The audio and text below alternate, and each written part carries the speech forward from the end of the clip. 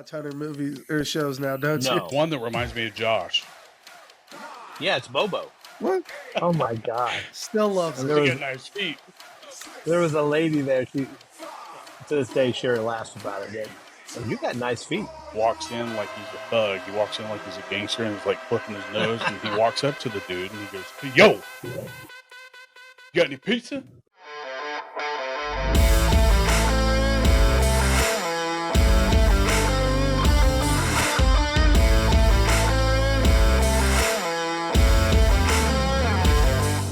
I actually thought about doing. Well, I think I talked to you, Josh, about doing one about youth ministry. Just Oh, yeah. like inviting people we love in youth ministry. Like it's very niche. It's not for everybody, but like maybe youth leaders or people that influenced us or people we've come across. It's not even really just about how to be a better youth minister, but just like people we appreciate. I'm 100% down to do that podcast with you because I think it would be awesome to do like generations of youth ministry. Yes, yeah, and really brainstorm about it. Yeah. What's really funny is I have like 100 podcasts over the last probably since I started listening that I've listened to, and really boiling it down to there's a handful of Bible stuff, but most of it's sports. That's kind of ironic. I was thinking about Who's it today. your favorite?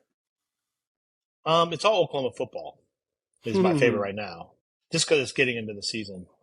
But really, anything ESPN. I'll listen to. I can't remember the name of them. That's how many I have. I think because I love golf podcasts, and so it sounds really weird golf. But What does a golf podcast sound like? I mean, like obviously like commentary. Guys commentary on the golfing, but I'm just thinking, could you imagine? Well, they'll do a post. Like, there's a lot of drama in golf because there's a lot of money, but I don't care about that. Usually, they talk about like post round, or they'll talk about like advice on golf. But college football wise, what is that name? The Solid Verbal. That's one of my favorites. It's two guys. I think they're from Fox Sports. They just talk about college football. Rick Shields is really big.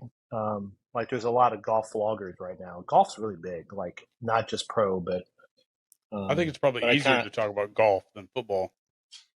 Yeah, and I love football. I'm not you guys know I'm not a NFL. I watch it.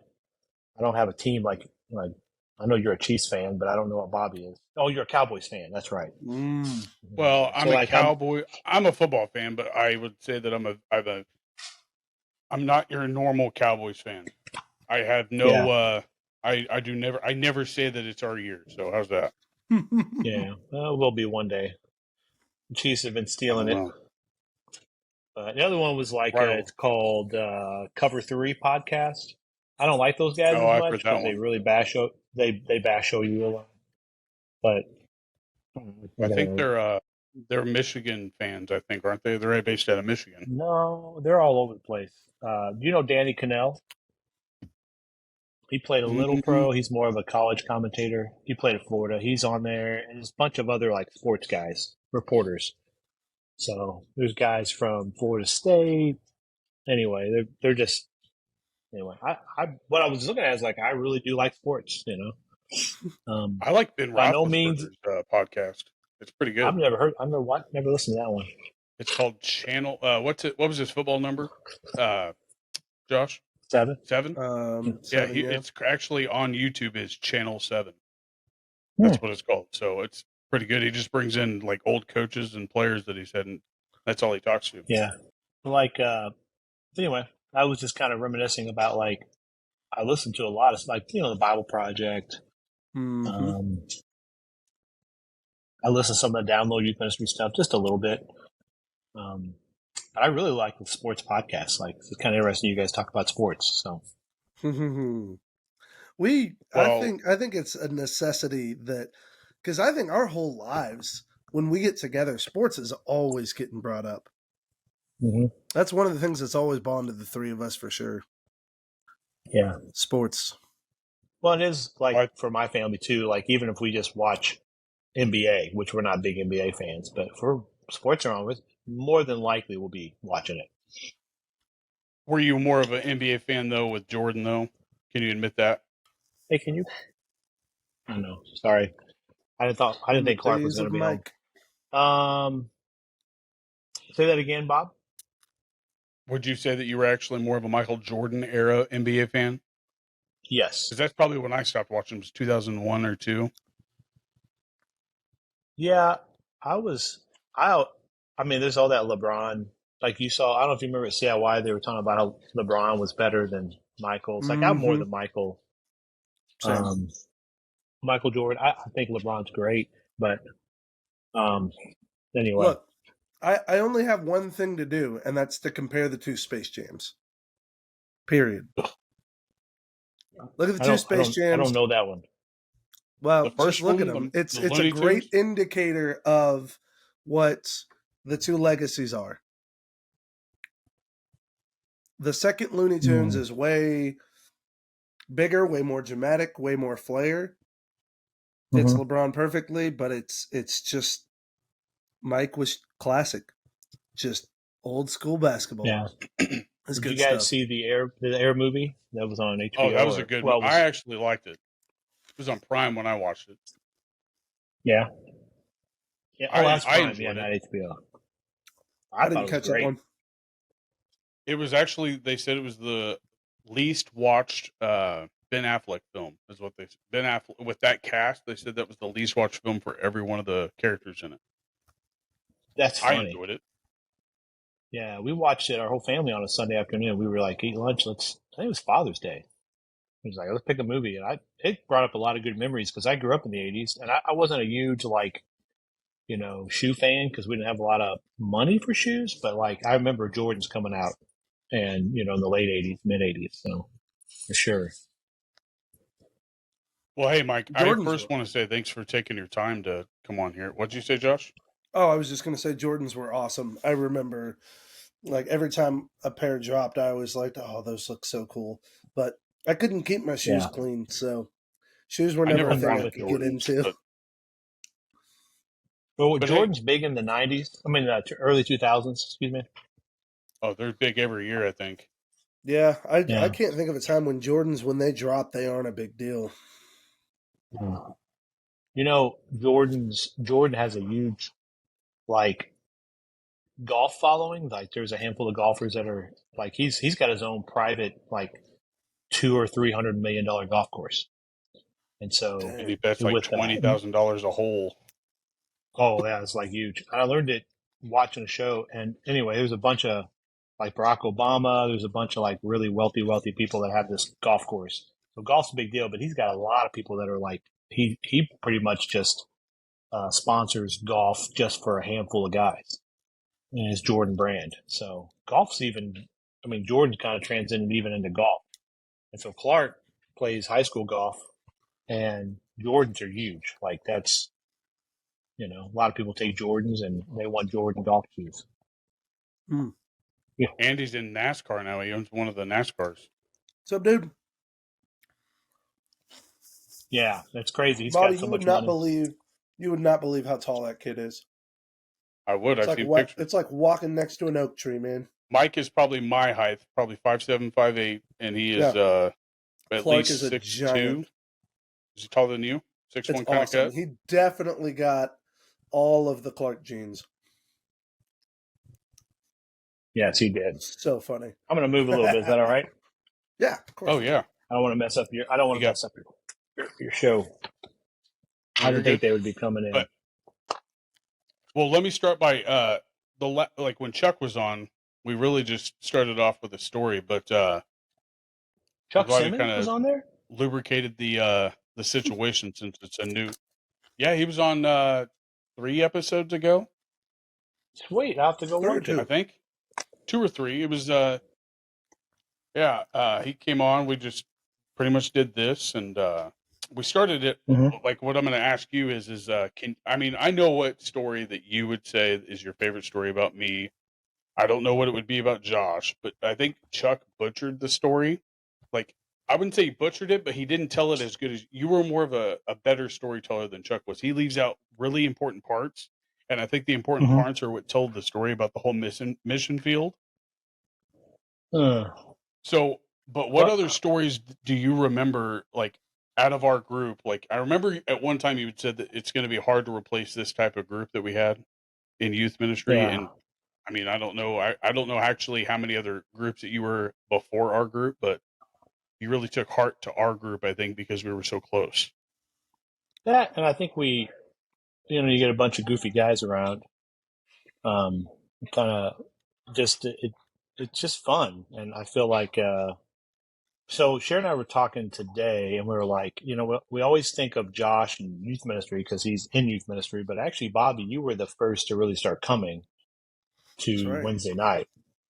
And I think you Yep. brought them, or I don't remember the whole story, but I remember the first time I met Bobby you. brought us, for sure. Yeah. And so I always remember you came with Kelly Hayes. I had to think about that for a second. Who is, I'm not sure where she's at now, but always awesome lady. But I remember the first time I met you, it was at a football party. We had like a Super Bowl party or a national championship. I can't remember which one it was. Because when I first moved there, we did a national championship party for Oklahoma when they played Florida State that year. And I don't know if it was that or the Super Bowl party. And I remember you asking me, you go, so what do you do for a living? And I go, this is what I do. And he go, you literally go, you get paid to throw football parties? I had that literally on one.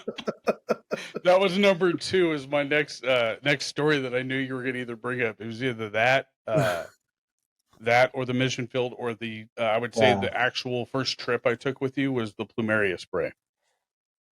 I forgot about that. Yeah, that was a good one. But I would say that is probably my favorite Bobby story because it's like it kind of summed up where you came from. Like you were so raw in your faith and church in a good way. Like you just had a lot of questions, and JD could probably identify just because like he's working with students now. You have people come in and they're like, "What do you do?" I have people here that do that, but having all the time. How were you when you started? How were you when you started coming to? Who's that? Me? Crossroads. No, Bobby, coming to sorry. Crossroads. I think I was in 7th grade, so I would have been what 11 or 12. Yeah. So I mean, I was very young, but I'd never gone to a like youth. The only church I ever went to was like a Southern Baptist church with my mom and my grandparents, and that was it. Yeah. And then after that, we really didn't have like a I guess Wednesday night group or a Sunday evening group or anything like that. It wasn't. I don't think that they were really into that. It being in Southern Baptistry or seeing what they did, like they were mainly for their worship. I think. Guess who's back? Sorry about that. I don't know what happened. Oh, you're good. We hold the fort down, or we try to at least. I'm sure you guys did great. Oh yeah. You guys could talk your way out of all kinds of stuff and into things. Oh, we tried. So I moved here, got me a little baseball up here too. So I like Carlos Grimsby. Yeah, baby. I don't know where we stopped, but well, you were telling the story about like how ignorant that I was towards the like church. Like, I mean, I didn't know anything about it and how I approached asking questions. So like I would say yeah, right there. I don't know ignorant's a word. I would just say raw. Mm-hmm. Because you're pretty smart. And so that was one that was just really cool to see. And the other one I always remember, and I don't really remember all the details, but I remember I got a feeling for you, like as in, that was a weird thing to say, but a feeling of who you were. And one of your strengths was farting. It's probably still is. And the time when you farted in the car with Kelly and the girls, and they wouldn't let you have the front seat or something, and you farted, and you paid them back with a fart, and they couldn't roll the windows down. It was in her car. That's what it was. Yeah. Yeah, now I remember. That was one of my favorite. Like when I heard that story, I was like, I like that guy. That guy's got prank written all over him. So, but those are probably it. When it comes to Josh, we were thinking about it, man. I don't have a ton of Josh stories. I mean, Josh was a little different. He was a prankster and goofy, and he was. I don't know. It's just the stories I remember were like him wrestling a lot, Mm-hmm. him using his Wookiee skills, um, just doing a lot of that. But Josh also too was, and Bob, you were too, but he was a major servant. Like that's the word that comes to my mind. Whenever somebody puked, he'd clean it up. Who If did something that? needed to be moved, Josh Nate. or JD, Oh man, that's a yeah, it's story. like That's a story we could tell. yeah, That's that's a a good nasty one. story, but it's a story for sure. But I mean, it kind of summed Oh, up Josh as he got older. So like we went to, I don't know if Bobby was there that year or not, but we went to Mobile, Alabama for that taking the city Yeah, trip we did every year. that was me and Josh. Yeah, I thought you were there. Well, we spent the night in Shreveport. No, we stopped in Shreveport to get some food. We went to Wendy's, and Wendy's, baby. and I thought it was remember old Nick. Jackson. Mm-mm. No, we did stop in Jackson, and I We remember you did saying, when I stop went in to- Jackson. That's when I was like, oh my gosh. Yeah, go Can ahead. I say what you I'm said? not. I had no problem with it. I had I no forgot problem about with it. that. I thought it was funny. What'd you Well, say, we Bobby? stopped somewhere. Bobby goes, man, there's a lot of black people here. Oh man. Oh, And it's like, Well, I because mean, that was thing broke a literally lot. the farthest I've ever been from home, though. So I was like, I had no idea like how many like it was the first not time a you had racist gone to a bone. location. Yeah, it was the first time you had gone to a location where there were statistically more black people than white people, and it yeah. surprised you. I was like, You were like- man, I need to get out more. Yeah. Well, and it was like that. But then on the way back, we stopped at Shreveport, and we got back in the car right before we did. You and Nate Porpening, who was Mr. Anger, he's a lot better now. Nate had a spicy chicken sandwich, a fruit punch, a Big Red. That's what it was. It was a Big Red soda. And so and at the time, I didn't know that. Yeah, I didn't know that. Shoved a bunch of food and drink down in his stomach, and then, like teenage boys, we were mouthing off to each other and started wrestling and goofing around. And right in the back seat, right back there, Nate's just like, hang on a sec, I don't feel right. And then he turns and just, and well, you guys grabbed a bag, and the bag had a hole in it. That's yeah. We tried. I'm starting to remember this story now because I remember Josh he signed up to clean up the back because he felt bad. I felt like I caused it. I mean, well, and we couldn't get off. It was like one of those construction zones, and we couldn't get off. So we finally got off at the first place. It had a Walmart, but a gas station, and we were there for 45 minutes. Josh cleaned it all up. I did not want to. God bless you. I thought we waited till we got back to the church. Probably steamed it then, but it was, it was pretty gross. It was gross. The story about the Big Red was I thought he puked because he ate bad chicken because it was red. Like as a youth pastor, I was like, "What kind of chicken did you eat?" Thought it was raw chicken, yeah. Yeah, I was like, maybe it was just like anyway. That was we were wrestling. That was one of the things with Josh. I mean, there's a lot of things. I mean, that whole prank thing you guys have told, that was pretty good on Josh. But so there's a lot of Bobby stories. The whole mission field was pretty funny. That's kind of that's something special. But I don't know what. Oh, I got one. What's that? You absolutely were the one that taught Bobby about snipe hunting. Well, that was the actual. It was the same day, the mission field, and when I asked him what he did for a living. That's what I love about. That was a different day. I thought you were getting annoyed with me as a junior hire, and you sent me outside because we were at the championship football game, watching it upstairs in the loft. We were watching the NCAA game, and it was like David, but it was basketball. Oh, that's right. And I remember that David Vanderham, I think, was watching it, and a few other. There was a lot of people up there, and they just sent you out, and you came back. I killed a snipe, and then they were like, "What do you mean you killed the snipe?" You said down in the Meissen field, and we're like, "What?" And I had to think a little bit. No, the Meissen field. You know that field? It's on the other side. And anyway, that was a really good story. Dave Vanderham. I've never seen him laugh so hard. That was good stuff. And I think probably the other story, Bobby, and I'm just going to say you because there's So good. Josh was there, is whenever we were at Ozark, Well, and Mike, we just got done watching Napoleon Dynamite. We were up in the balcony, and they had, at Ozark Christian College at Chapel, they had sign language people up front for the ministry. Josh, you went to Ozark. You know what I'm talking about. Yeah. They had, Sure and did. we just got done watching Napoleon Dynamite. That scene where he did this right here. The bird. One said love. Anyway, Bobby's on the front row.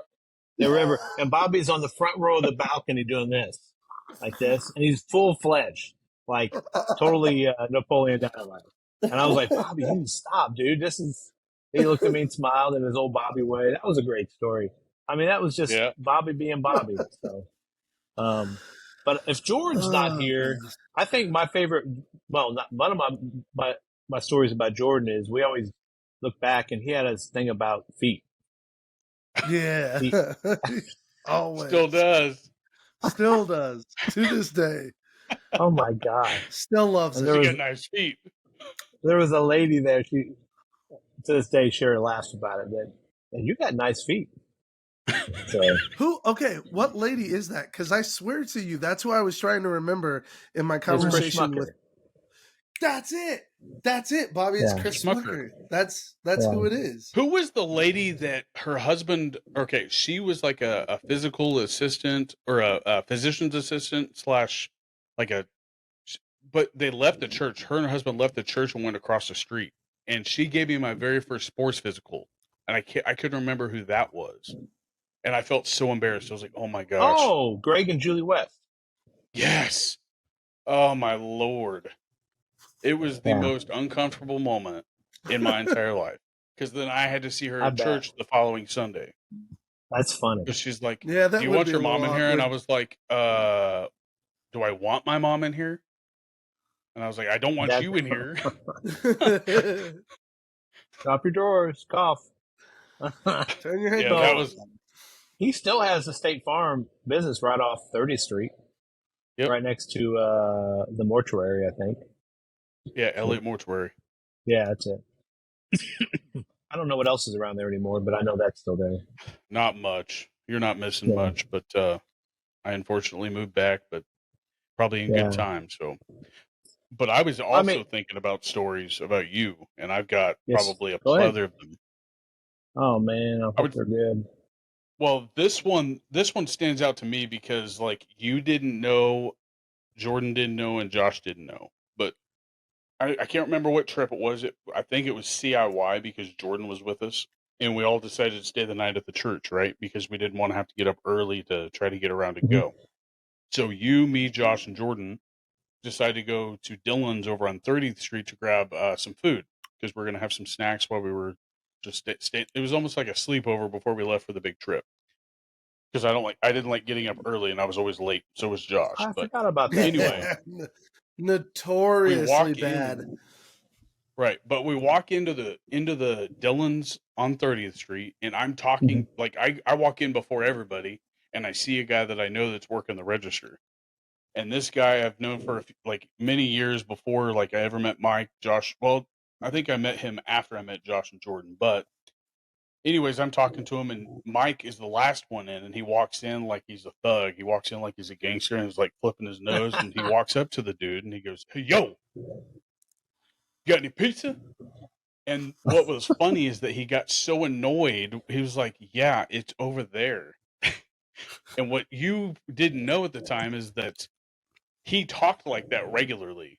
He was one of those types of people that talk like that, and that's why I found it so funny. I was like, "Oh my God." Oh, it's a Campbell thing. That's funny, man. I totally forgot about that. That's hilarious. Is that Dylan still there? Mike was always great about just making things awkward. Oh, I'm good at that. But no, Dylan's on 30th is closed. That location is closed. They've turned it into like a mini shopping or it's different businesses. And now they've opened, I think it's the largest Dylan's around down by Waldron, 30th and Waldron, at that corner. Oh, by the Sonic? Waldron.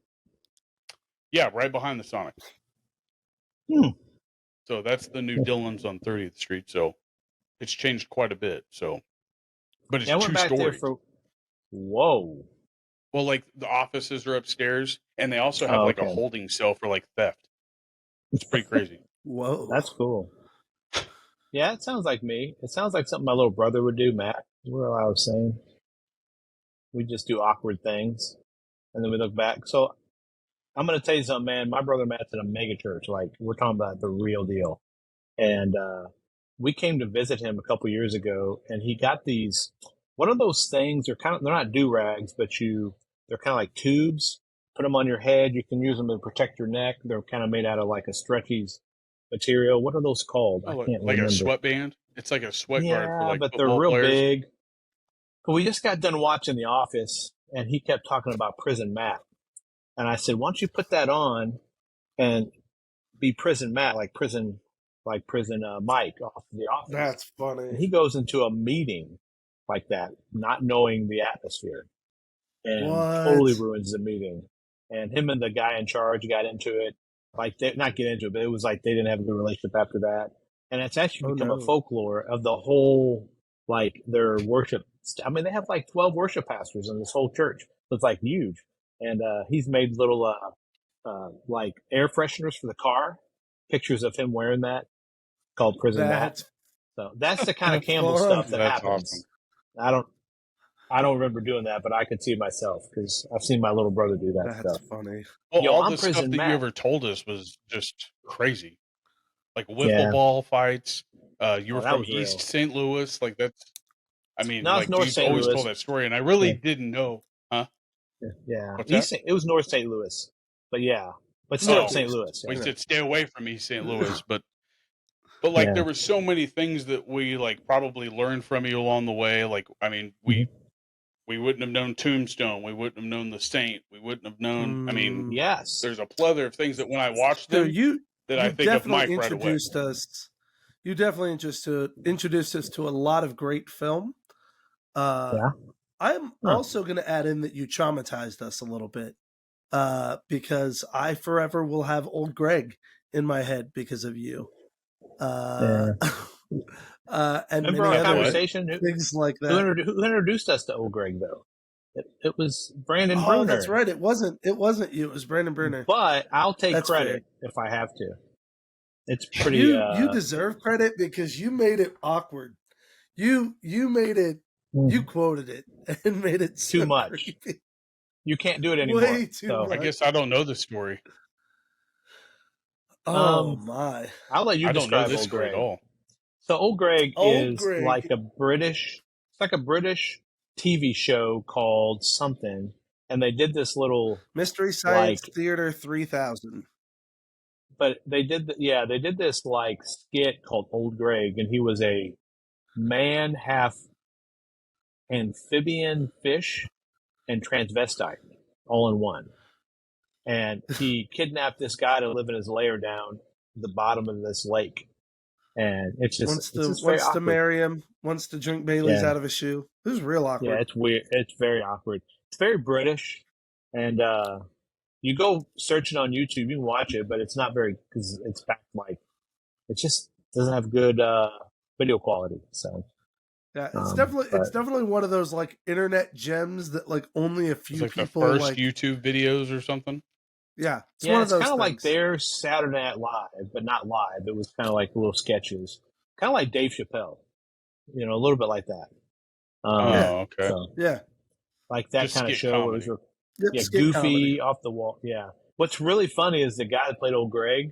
He's on a baking show, a British baking show now, and Cheryl watches it all the time. He's a celebrity there. She said it's hilarious. Every time she sees him, it's like, I can't get it out of my mind. So anyway, Greg. I've been trying to tell our kids to watch The Saint. That was a good movie. A little bit. I have it on DVD still. That's a great movie. But yeah, I didn't realize how much I influenced you on that. That's interesting. Well, I mean, we quoted just little bits out of that movie all the time. Oh yeah. Like, it's so early. Do you want to get some coffee? Get some coffee or something. Some coffee. Val Kilmer was awesome. He was so good. I think it has a lot of the Val Kilmer. Like Tombstone was such a good character, and then Tombstone was another one you introduced. I'd never seen it before. Yeah, that was a great movie when I was in college. So, but before we get to our big segment, I was going to let you kind of plug some stuff. Like I know that your dad's written some books. I didn't know if you want to talk about a couple of those, or if you want to talk about what Shara's parents do down in Oklahoma, in case anybody's listening and kind of wants to know. But I also wanted to ask you if I was your favorite caddy you ever had. You caddied for me? I did. It was the year before me, Josh, and Shelby teamed up in the golf tournament. I had a cutoff shirt on, and I got so burnt. You were like, you were going to get so burnt, and I was like, nah, forgot about that. That was Apparently the best you weren't, year. because I don't remember. That was the best year that we teamed up with Shelby and won the golf thing. Because Shelby was just so good. And he dressed in the most obscure golf outfit that year, and I was like, "What?" Yeah, he was good. I thought I was really good because I didn't play any competitive golf. I forgot about Shelby, and Shelby played competitive golf, and so you guys beat us. That was not right. That was fun. It was as high school boys, it was really fun. Bobby's little shot on the 18 won it. I think you actually had the older group of guys, because I remember it very vividly on the hole one only, because I almost killed one of the elders, the guy that was trying to take a picture of me while I was driving. No. And you were like, "Oh my gosh!" It wasn't an elder; it was an old man named something Leach, and he was really old. Like he was like it would have hit him. Yeah, like 90. Leo. It was Leo. Yeah, it was Leo Leach. Leo. Oh man, he was the most conservative shot that Democrat. Ball and it almost took that dude out. Like it went through the golf cart, like right next to his head. Oh, that was his fault, not yours.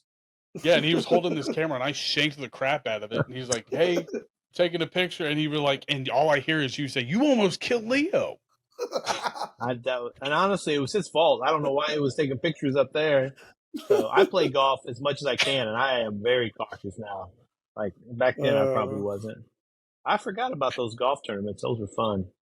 And then if you go back to listen to the Chuck episode, you're going to find out that literally until he came on, he had no idea that he said that. Like before, you remember right before I baptized Jordan, and he got up there and he gave that spiel about if that don't get your wood wet. He had no idea that he said it wrong until we brought it up. Well, no, he didn't. No. He thought he was saying it right. That's what he said. He knew. He's like, "Did I say it wrong?" And I was like, "Yeah, you said that didn't get your wood wet." He definitely. And he said, "Oh, something wrong." He goes, "I guess it is if your fire don't light, then your wood must be wet." Yeah.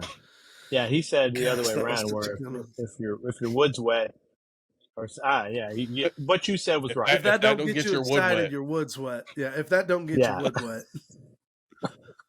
Your fire's not starting. That was and I remember you being back by the soundboard, like when me and Jordan are standing up there, and you're just laughing. Like I can tell you, I have more stories about Chuck than I do probably of y'all. That's funny. I love Chuck. He's awesome. He's very naive, though, like in a good way. Like not like in everything, but like some things it was just funny, like that. Chuck, he was a great youth leader. Working with me, I always look back and appreciated him so much. So, you had some really awesome youth leaders, John and Anita, Chuck. I mean, there were some great volunteers in those days. Yeah, I was pretty lucky, and we worked really hard to build that. But I always wanted to build a good environment for students just to come hang out. I'm still like that here. For them to feel welcome, but have leaders that make them feel, somewhat welcome. But I'll be straight honest with you. I'm like you're talking about plugging stuff. Before we do that, like there's a lot of stories that are kind of like lost in the way back here because man, I'm honest with you. Like from 2011, probably up until 2 years ago, life was really rough. Shara got real sick, and we're talking really rough. Living out in Virginia. We moved out there. It wasn't the moving out there, but it was just the season of life for her. She was in bed 20 hours a day. It was bad. And so there's a lot of things that I left, and I just need to rekindle some of those thoughts. You know what I'm saying? Like hearing those make me laugh. And Sherry's in a much better place, but wish we would have found a doctor back then, like we did 2 years ago. So maybe about 10 years where it's really rough. Probably about, I don't know, between 6 to 8 of those were even really rough. But so like some of those stories kind of get lost in the ether or whatever you call it, back in the mind. But it's definitely some great memories of But I Christ also and have being creepy there. memories, so I mean, Like what? well, no, Is it I creepy? can retain. Well, like my Oh yeah, memory is like creepishly good. Like I can yeah, retain so much information and then be able to kind of repeat it back to you, especially if I was a part of it. So yeah. That's I mean, that's a gift. it, That's it, a gift. Definitely, because mine but don't I work was like that. hoping that like I would rather you not remember it. That way you can kind of relive it, and that's what's actually a Yeah, part of this is that you reliving it because that's better than like you being, oh yeah. yeah, I remember that. Well, So I think the Josh story. Before we move on to the next, it was like the communion story was funny to me. That whole youth The Sunday blood that of year was. Christ. The He said blood it of like 100 Christ. times. Yeah, you were Oh literally man, drinking the blood of Christ. It was like, dude, I don't want to drink this. dude, This I is real laughed so blood. hard about that because I had 3 different students come back to me and harass me about the blood of Christ at camp. It was so It's good. still gonna bother you. Yeah, It's still gonna it's bother so you. good. Yep. Well, with our family stuff, it's like Shara's just subbing, being a youth leader. My dad has a few books, but I wouldn't say anything I'd plug. I mean, you can go on Amazon and buy some of those, but Shara's family is kind of unique. They were at Cooks and Hills for a long time, you know that, and now he's at Tulsa Boys Home, and he's kind of merged two of his loves of like called basically counseling with at-risk kids, uh, and then also horses. And so horse therapy. He's a counselor, and so he's meshed those two, horses and being kind of like counseling kids through a question. It's pretty cool. He's actually sought after all over the Midwest. He does like weekend conferences with his thing called I think it's called the Spur Model. That's what it is. And so, yeah, they're just staying busy. Great memories of Cooks and Hills, us going there, even as a youth group. Absolutely, going, dude. Going down All the the float river. trips down there were so good. Todd Bruner busting his head on the rock. I don't know if you remember that or not. He was doing a butterfly and popped his head when he was racing that girl, Sarah Hooker. You remember her? Yep. Remember Sarah Hooker? Yep. And she was a swimmer, and they're like, no, Todd's better. And they start racing, and Todd just whacks his head on that rock. Puts on this big old bandana. Yeah. There's some good memories, though. I remember flipping over the canoe with those spiders. Yeah. You were screaming like a girl. They're like, I don't do. If I can't see them and then I see them at the last second, there's a problem. That or snakes. But like if I can see it and I can walk up to it, I'm good. Yeah. Oh yeah, yeah. But yeah, there's a lot of great memories, man. A lot of great. You can't really put them down, on a podcast all at once. All I know is I have good memories when I think about it. And when I see Josh, it even makes it funnier and much more fun. So, and Josh and I have had a few more, trips together, and that's been. I wish we could do more with the other two. No kidding. Bobby and Jordan, but definitely Josh. I've just been lucky because we got to do national youth leaders or whatever youth specialties, and then we've got to do DIY, and yeah. It's been nice. It's been nice to have a couple of things that we've gotten to connect with. But even in that world, I've been surprised at, I've been doing this now 11 years, and just the way scheduling's gone and stuff, we've only been able to do that a couple of times. So I'm even more so grateful for that because I know that won't be every year. But the times that we have gotten to do it have been really, really cool. And I, of course, have soaked it up because it's just like taking me back to high school all over again. Yeah, absolutely, man. But hey, Mike, we have a new little thing that we started doing. We're starting to find old pictures of us.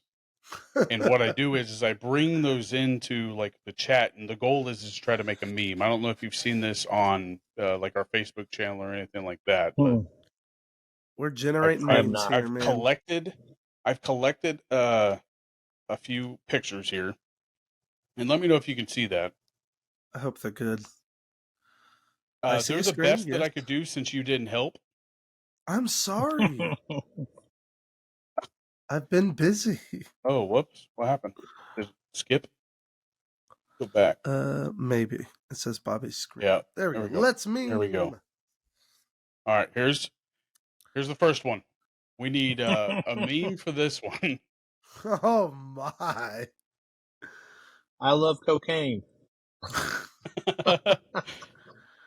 Sorry, I don't know. Asking the girl with nice feet to out on a date. Oh my! You have nice feet. There you go. Are those Birkenstocks you got on? There you go. Those French That's tips. There it is. Are those French tips? Ooh la I la! like it.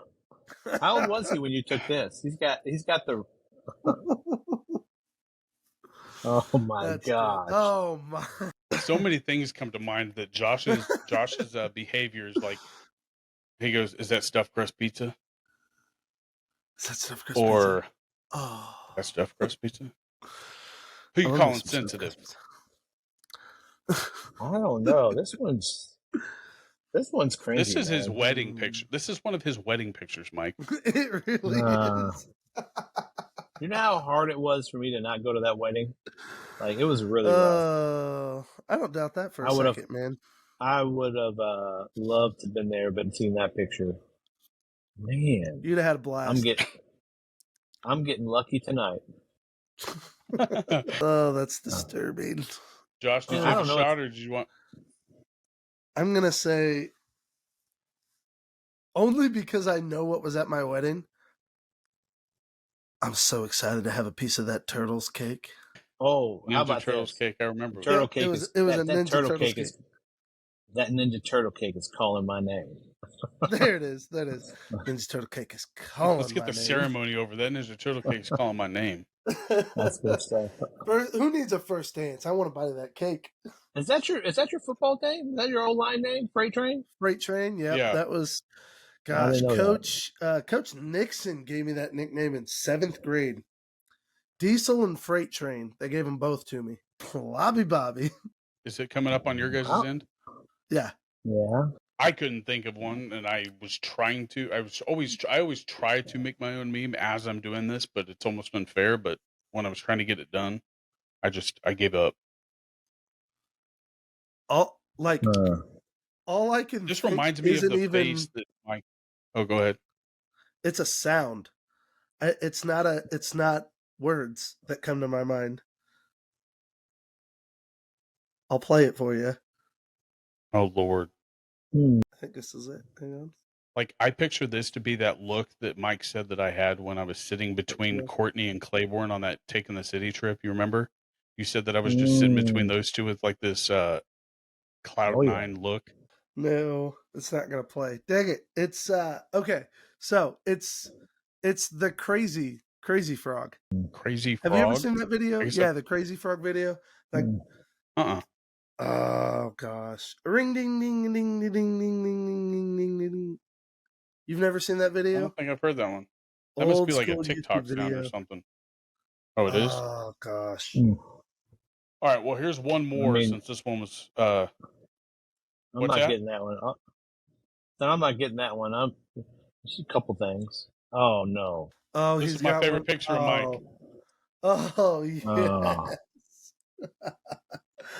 Yeah. That was at a party in Kansas City. At my first youth ministry. I thought this was a college. No, this is when I was like 26, 27. Probably before I was married. Actually, did I have a wedding ring in that? I can't tell. No, it before I got like married. It looks like you're gearing up for your first DJ gig. Yeah. I would say try that in a small town. So. Oh no! I saw DJ Granny Mittens. DJ Granny Mittens. That's my like. This is like the epitome of what a dad would dress like in the 90s for sure. and it's like you were getting into that mode before you were a dad, so like dad mode. Oh yeah, yeah. It was oversized. I wish I could see what shoes you had on. I want to redo Definitely this tennis meme, shoes. and Bobby, I want you to post this on social media, and I just want to ask everybody, what is Mike listening to? That's what I want. Oh, I want their responses. What's Mike listening to? What is Mike listening to? I'm really having a hard time knowing why I put them on. It had to be I was goofing around. Like why do you have these? That's the Campbell way. I think they were that looks actually like a serious picture. So it is, but we were being goofy. So I think they were. I'm just recalling, and I'd have to ask the family, but I think they were AM/FM headphones. Like they would listen to sports events with them, or they would use them by walking. Yeah, they had these old things back in the 90s, even in the 80s. Had a little radio on the headphones, which is pretty ingenious. You think about it. I remember. I mean, they still make them we today. had like a set that had like yellow on them, and they had a little antenna on them, and it was a little radio. Yeah, you just run with the radio. I just bought me a little Sony AM/FM radio for football. Because you can't listen to stuff online without paying a lot of money, and so here you can listen to pregame if you just tune into a couple of radio stations. If you want to know what's going on, injuries, and then listen to the game live. So, like on the radio, if you want to hear to listen to baseball on the radio. Me too. Oh yeah, way more fun. That brings up a lot of memories for me. KMOX. Yeah, KMOX, man. I grew up with that. My mom. For sure. I don't know, man. Let Josh come up with it. It's his thing. Who was announcing when you were a kid? It was Buck, wasn't it? Was it Buck? Joe Buck. Okay. Oh, in college? Let me make sure. Joe Buck. Dad mode ready. Dad mode. Yeah, it was Jack Buck. Like it. Jack Buck. Oh, I always want to say Joe John Buck. Buck's dad. Joe Buck's dad. Yeah. And it was always good. I don't listen to the Cardinals as much anymore, but I'm sure it's good. It is good. Well, not this year. This year's rough. Yeah. Although we're kind of hot right now. We're doing okay. What I hear. I wish I would have had some memes we've of lost Chuck. Now 2 to the Cubs. So I take that back. Is this the worst year you've seen since you've graduated college, probably? Yes. Mike, for the Cardinals? No, they've had worse teams. Really? They've had a few, probably 20 years ago. I mean, I've been out of college for 30 years, dude. So, I mean, this has been a bad year. I left college, yes, this is the worst year of Cardinals baseball. Since 2013, for sure. Were you the one telling me they need to do some? No, it's my youth minister friend, Ben Keller. He went to Ozark. You know Ben Keller? He's younger than you, Josh. He's from Tulsa, and he's probably about 3 or 4 years in the ministry, and he's a huge Cardinals fan. He said, they need to they need to reorganize. They need to reorganize how they do some things because they're a little old school. Yep. I think part of it's I mean, there's plenty of debate over it, but I wouldn't be the first one to say Mo's got to change it or go. Yeah. I'll let you come up with the meme, dude. Gosh, I have no idea.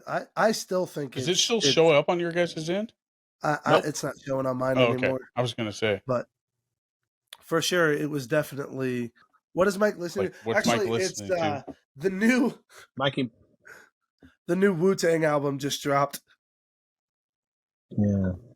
Was it you that came up with the Mikey Mike and the Funky Bunch? And the Funky Mikey Mike and the Funky Bunch? That's not mine. I would love to. It had to be somebody else in another ministry. I don't know. Oh, talking about your family. I get it now. Yeah, it may have been my family. It had to be somebody else. So. No, I'm saying like was he referring to that as calling you Mikey Mike and the Funky Bunch is in your family? No. Funky Butt. Oh, okay. Because I farted. Funky Butt. I probably farted one time. And I think Mark Wahlberg was really big back in the day, like that time. That's great. So, Marky Mark and the Funky Bunch. No, you're forever ingrained in my head as Tiny Sasquatch.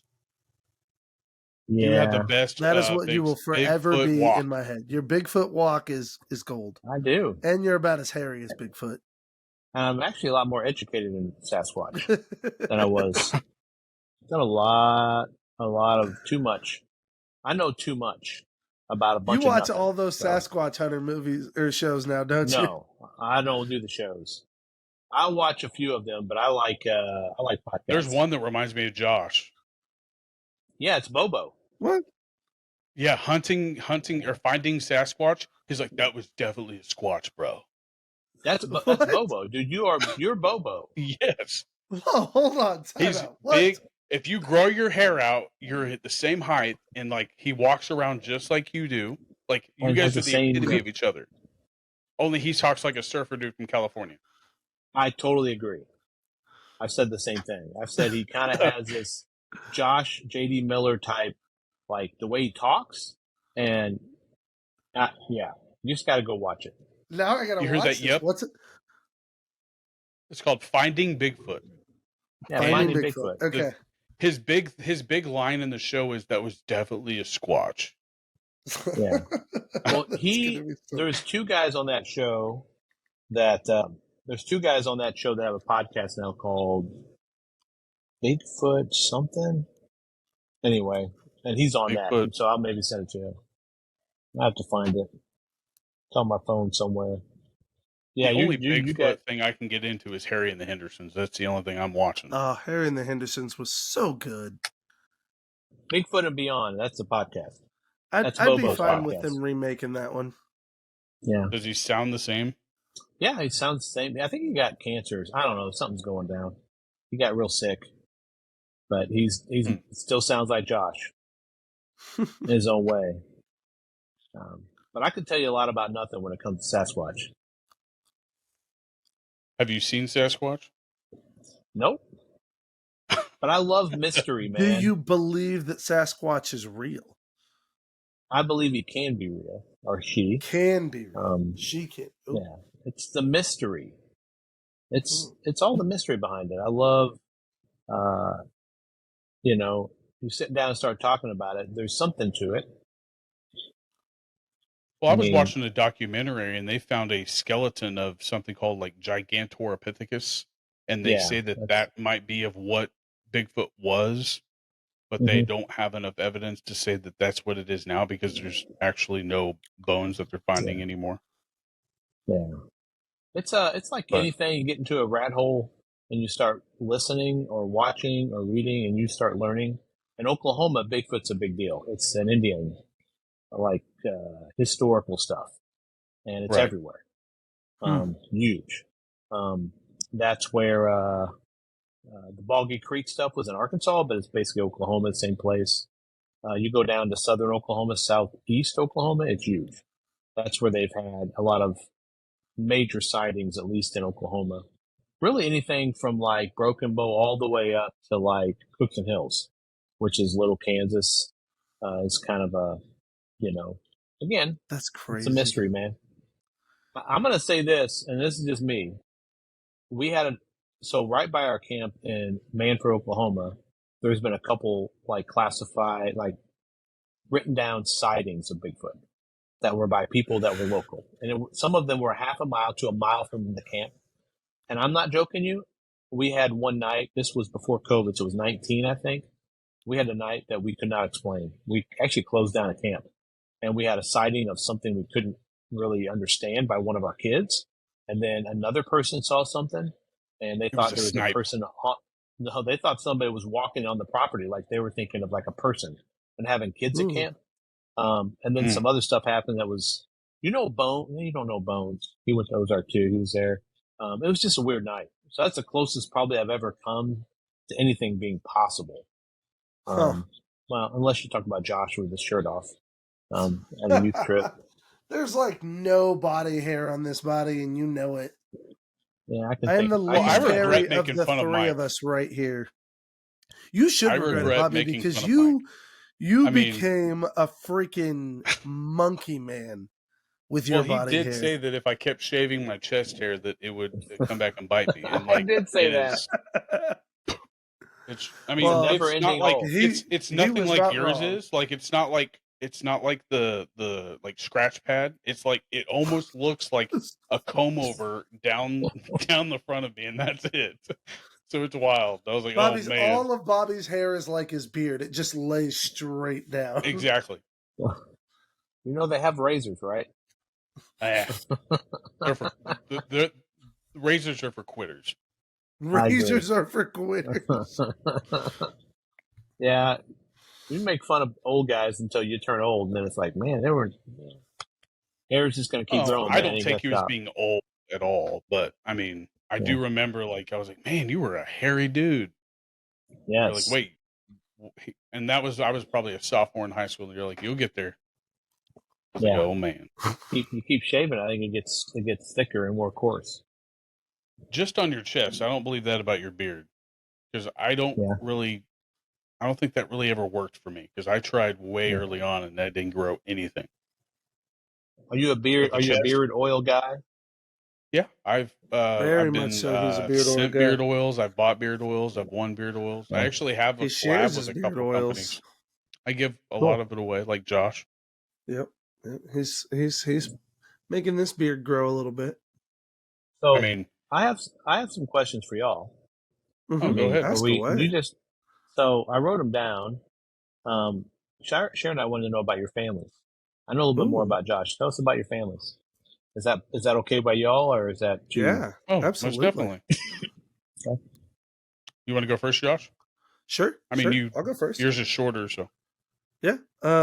So it's, obviously it's Heather and I, which you guys have gotten to meet Heather, I think once or twice. Isn't that right, Mike? Mm-hmm. You guys have gotten to meet her. And then we've got the two kiddos that we adopted, Sky and Casey. Those are biologically my niece and nephew. And they're doing good, man. So we got them when they were 8, each kind of respectively. We got Sky first, and then we got Casey right after that. And they're doing really good, man. There's obviously some things we're dealing with emotionally and things like that we're processing, but beyond some of that, we've gotten to see our kids do some really cool stuff. Like Casey's working a full-time job now, at CIY, or not at CIY, at Silver Dollar City. He works in the Smokehouse, which is a restaurant down at the bottom of the hill. He really loves doing that. Sky kind of had her first job working through summer school for the school, so she's kind of growing in that.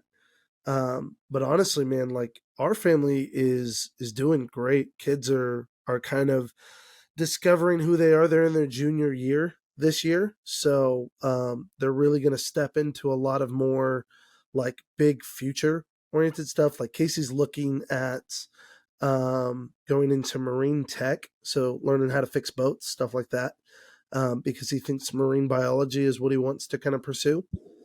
And Sky hasn't so much found what she's super excited about, but overall she's good with grades. I mean, she's good at getting her work done, things like that. I think she's still kind of discovering what her passions are and what she might really love, but art and fashion are things that she gets really excited about. Yeah. So cool. And then we got our pets, 2 doggos and a cat. They're all awesome. Oh, and 2 fish. 2 fish. I know, it's a lot. Yep, 2 fish. Sticks and sushi.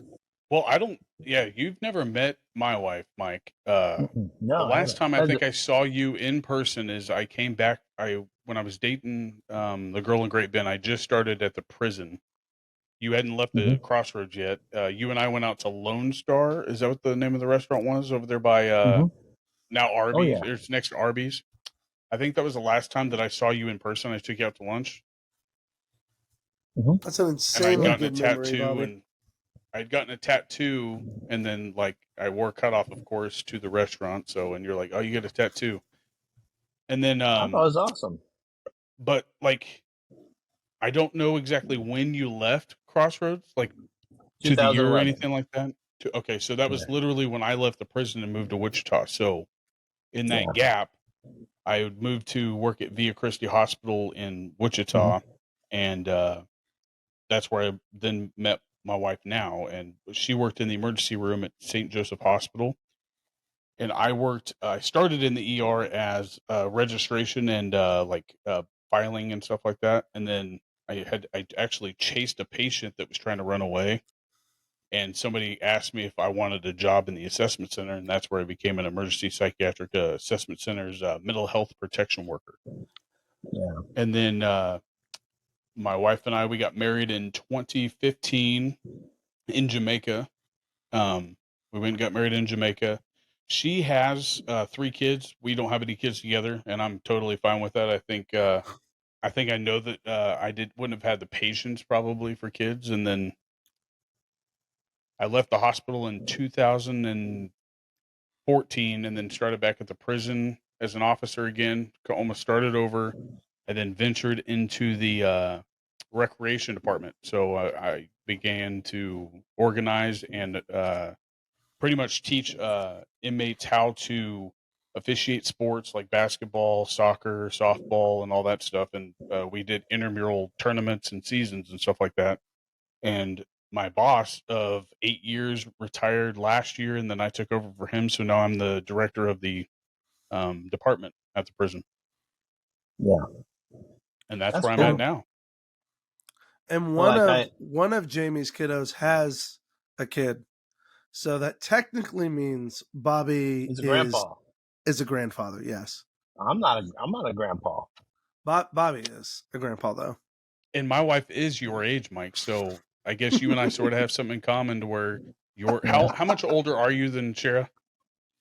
Not that much. 4.5. Josh said 10, and I was like, I don't think that's right. It's 4.5, close to 5. Because I always make jokes. Rewind that back. Did I say 10? Maybe I did. I didn't think I said 10. It might have. I always make jokes to Shara's dad. I'd say, hey, when I was 18, wanted to go to the prom, would you have been all right if I had taken your daughter at 12 or 13? He'd be like, what?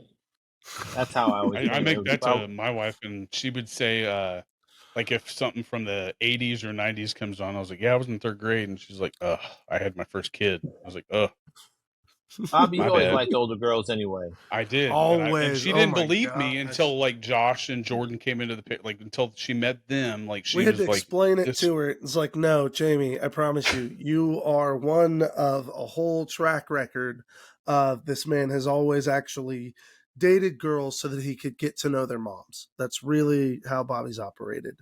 Yeah. He never actually dated girls. He just dated girls to get to know their moms. Yeah, and I think there's something there. I mean, who's the greatest lady in your life, Bobby? My wife. Your mom, right? Well, your wife now, but like... my mom is now passed. Before she passed. She was the closest person to me, and then I know. Jamie has taken that over. But that's what I'm saying. I'm not saying that you're married because your mom, but I mean, like, lots of times they're nurturing and, we had a kid who lost his mom at CIY. No, sorry, before camp. And he didn't go to CIY. And the best speaker he heard that week was a lady's voice. But it was just, he needed that. And I think sometimes we have those desires and needs in our life. And, a younger lady wasn't for you, Bob. You needed somebody a little older. That's not funny either. That's and serious. I never actually said thank you for calling me. Like, you were the first person outside of, like, Josh, Jordan, and I'm pretty much anybody in my family that called, and I didn't even know that you had my number. I think Josh might have gave it to you, and you called me after my mom passed. It was the day after. Yeah. So I don't think I ever said I appreciated that. So I know how much you loved your mom, and I lost my mom at 15, so I totally get it. That was a rough time, but it's also a lot of good memories. I got to hold on to those. So I can't listen to music anymore at all. Like, I can't listen to, I guess, anything before 1999 anymore. Like, I still enjoy the music, but it's a little difficult. That's about it. Remind you of mom? Yeah. I didn't mean to bring that up. I'm sorry if that was emotional. Oh no, I'm comfortable talking about it. All right. I would have rather gone this way.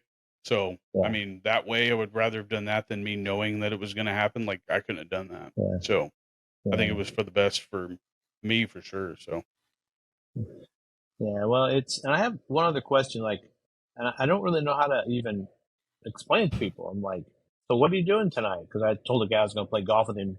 I haven't played golf in 3 weeks. Josh, you know I had COVID when I got back from CIY? Did you really? Dude, I was sick for like from Monday night all the way until like the next Sunday. Oh, And man. like really bad. And I lost smell. Not lost anyway. So I was out for a few weeks, haven't played much golf or done much. And I'm just going to play tonight. But I was like trying to describe, I have some students from my former youth ministry that have a podcast. I'm like, I don't know how they got into it. How did you guys get into it? Like, well, Bobby, what got you to a place where you wanted to do a podcast? Like, what is it? There's a history there, or is that just like out of the blue? You're like, I love podcasts. I want to do my own. No, I wouldn't say that there was a history with it. I just, I mean, I know that me, Josh, and Jordan never got to like really be apart from each other, like growing up. And my first idea was to start it with Jordan and Josh. And then like I knew that they were busy and I wasn't going to like push them to do it, especially if they weren't really into it. So that was the initial idea and the, I guess, brainstorming process behind it. And then when I think I sent Josh like an idea outline of it like a year ago, or maybe a little bit more. Like I think it was right after my mom passed or something. Mm-hmm. And then I knew that he was busy. I mean, he has a family, and I understand that. Jordan is still busy. I mean, he's working a crazy schedule at his job, but I knew that they couldn't really, I guess, guarantee the time, and I was okay with that. So I just started my own little thing, and then once they both came on individually, they're like, "Dude, I think we need this," and it just stuck ever since. So Josh uses it as a almost kind of like a venting time. I mean, and then I honestly don't know how Jordan feels about it. So it's definitely cool, for man. me. It's a much needed bonding time. Like my time with Bobby and Jordan is like I need to have that, and I can see seasons in my life where when I don't have it, it causes depression. I mean, like these are my best friends. Like, and yeah, our lives don't match up that commonly, and we live in different places and are doing different things, but it doesn't change kind of how good and how valuable our friendship is and how good it is when we spend time together, like how good that is for my soul. So I use it a lot for me as just refueling of my soul. That's cool. So that was one of the big things. After we did our first episode on Recess Ruckus, which is his personal podcast, I said, yeah, Bobby, I love the idea. And if we can get Jordan on board, I think we should do this regularly because I need it for my heart. Because I'm super busy. And so one of the things I find is that if I don't get time, like socializing, I don't like who I become. Like my spirit needs that. It's just cool to see that it's not just about sports, or I mean, those are things that are unifying, but it's still like seeing you guys are still being, your friendships are far more important. And it's pretty I cool just to think see. that our friendship we never lost our friendship, but we definitely lost. We weren't catching up with each other. I think we've probably gone probably a year or more without actually talking to each other over even the phone. I think we've talked more now since it was actually like my birthday is when we released episode 1 of this podcast, and we're talking now I think more I on a call regular him. basis. I don't like texting. I hate texting. I would much rather call you, get it over with. I don't do the whole text thing. I mean, I will text you, like especially if I want to save whatever it is I'm trying to send you, but I would much rather get through to you over the phone and whatever, and this also helps with that. Yeah, I get you. Yeah, it's pretty cool to see that. That was a question I had, so never really asked any of y'all. Nobody's ever asked, I don't think. I mean, that's all the questions I have. I just, we don't really know a lot about your families. I know a little bit about Josh's. Had dinner with y'all one night. And that's really what this is all about, is just to keep up with each other. I mean, we were close for so long. Why? I mean, what's the point in losing touch with it? Like, I didn't know much about what was going on in Josh's life with his youth ministry, or Jordan's life with his kid. I mean, Jordan's got more kids than you and Josh put together, I think. It's 2, dude. Or no, the exact same amount. Got so many kids. So I mean, Jordan's that busy, so I knew that he wasn't going to be able to like guarantee that he was going to be a part of it. But I think people need people, and that's And if you don't have somebody Absolutely, to, Bobby. whether or not to either reach out to or anything like that, then you're going to bottle things up and you could explode one day. Jordan kind of like that guy of cheaper than a Cheaper dozen. by the dozen? Cheaper, Yeah. Cheaper by the half dozen. Is it 6 or is it 5? That's I think it. he's got 5. So He's got so 5. huh? Yeah. So He's got 5, and you guys have 5 between each other, right? You got 3, and Josh has 2. Yep. Well, and I've always a principle. That sounds so weird, but like never say never. I remember, and this is really funny for y'all. Like, I never thought I'd ever move to Kansas. I said I never would. Like, I remember traveling through to go to CIY from Oklahoma to Denver, and I've never lived in Kansas. And then all my kids were born in Kansas. Some of my greatest memories in youth ministry and great time Sharon and I had before we moved. It's just some good memories, And there are a lot of things I wish I never would have left, but it is a calling to leave. But yeah, I loved my time in Hutch for sure. I don't know if you know this or not. Did you know this podcast has 2 sponsors? I do not. Well, the first one is one that we need to sort of plug. Josh, have you hooked him up with anything? I have not, but it's mainly because we really haven't seen each other. I should have taken some jerky with me to CIY to share with you, and I'm sorry I didn't. Jerky. Yeah, yeah. I'm you would Scottish. love Beef this jerky. stuff, dude. Well, this company was actually started here in Hutch, and he reached out after episode 1 and said he'd like us to.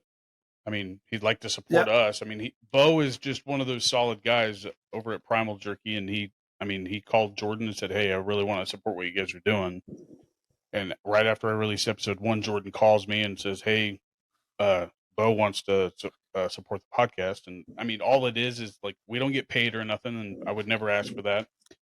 He sends us out beef jerky time to time, and then he also has our listeners gifted with a promo code. So if you do want to order it, and they do sell in Oklahoma in some locations. So cool. But you can always jump online and order it too at feedonprimal.com. Yeah. And then at checkout, use promo code Chubby for 15% off your order. So where in Oklahoma do they sell it? Do you have any idea off the top of your head? No, all he has for me is that they sell in 5 states across 400 plus stores, ranging from Nebraska, Kansas, Oklahoma, Arkansas, and Missouri. Well, that's cool. So to get some of that. It's really good. I could send you a bag, or if you wanted to, if you get, for the listeners, not for you, Mike, but if you are listening and you want some, if you put all 6 bags like in your cart when you initially check out, that discount code saves you the 15%, plus you'll reach that $50 cap of no shipping, and you pretty much get a bag for free if you try all 6 flavors. Yeah. Sweet and spicy is amazing. I may send you some Cash App money. You guys send me some stuff. Oh, you ain't got to send it to me at all. I'll hook you up with a bag. The sweet and spicy is probably my favorite. Josh is a bacon jalapeno fan. Bacon jalapeno is where it's at. The flavor is so good. And did you ever have what was that stuff? It's based out of Oklahoma, No Man's Land jerky. It's very similar to the texture. You've never had No Man's Land jerky? So it's a very high quality beef. And they make sure like it's dried, but it's not like processed. It's just, if that makes sense. It's very, very flavorful, and it's like the old time jerky, and that's where they got the name Primal. And they're actually getting ready to change their name.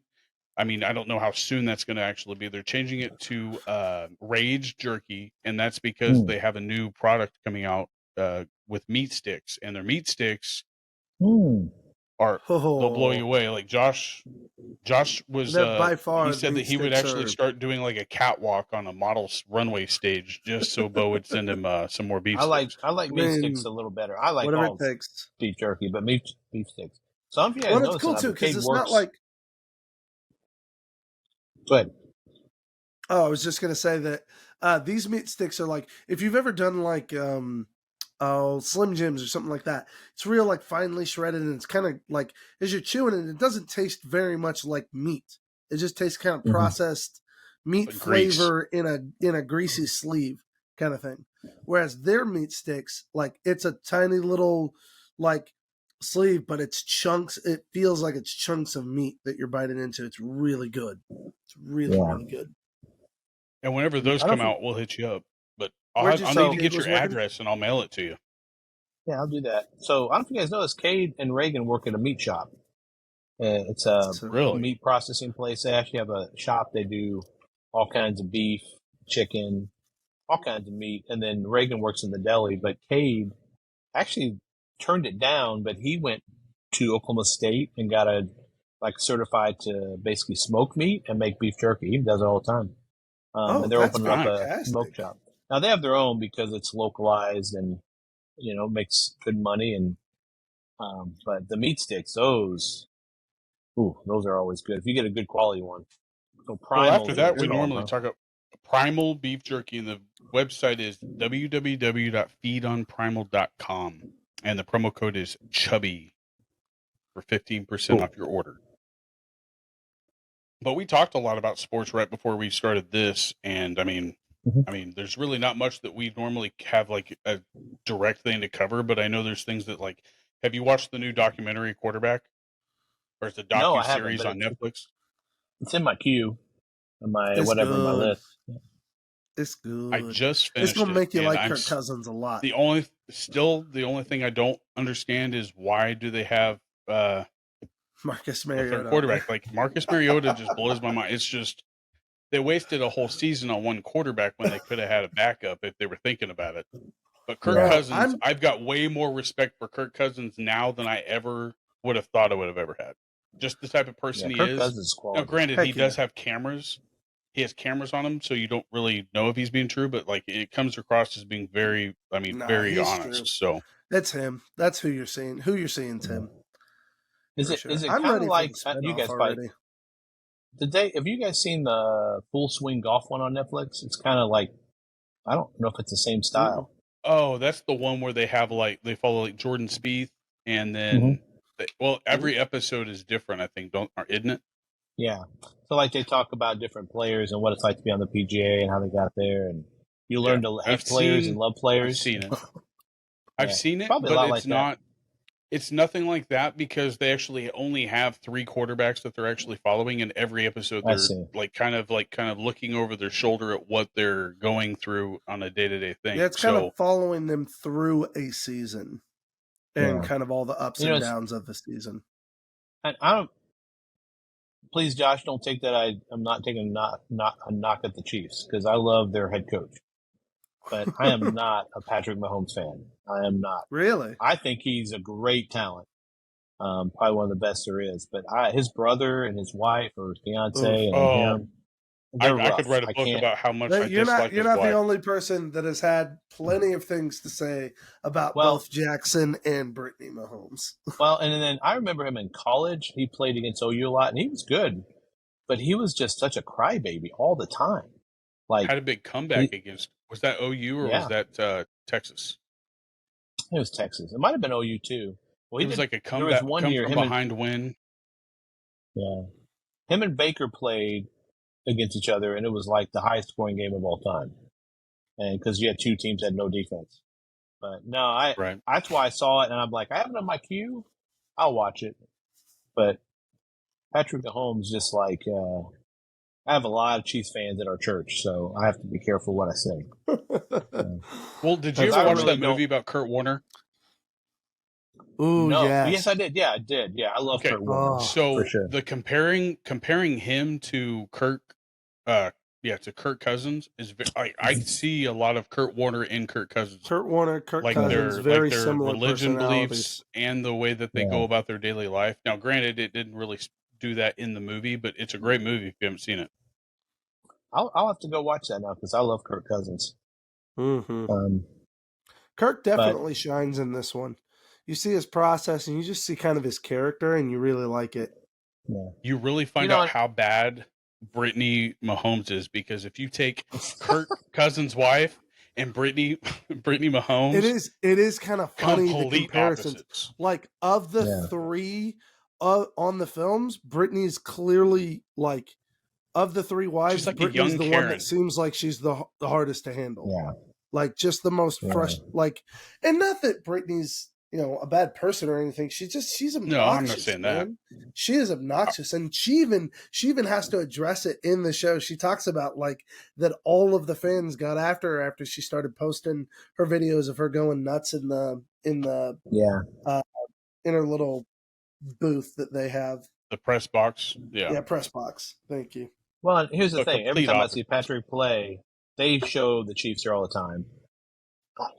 I never root against him because he's just that good. He's a great quarterback. Bet. I mean, he's just a phenomenal talent. But on the other side, it's just like once in a generation. Yeah, I wouldn't say that. Oh, yeah, I wouldn't say that either. I think, but I'm not saying that he wouldn't be good. I wouldn't say that he wouldn't be good in the NFL, but I think Andy Reid compliments him very well with the way that he runs his offense. 100%. I think it's a match made in heaven between Andy Reid and Patrick Mahomes. If he was under Bill Belichick, we would not be saying this right now, I don't think. Bill Belichick wouldn't fall for his wife doing what she's doing at all. He's like, get her out of here. I mean, he's no better than Tony Romo.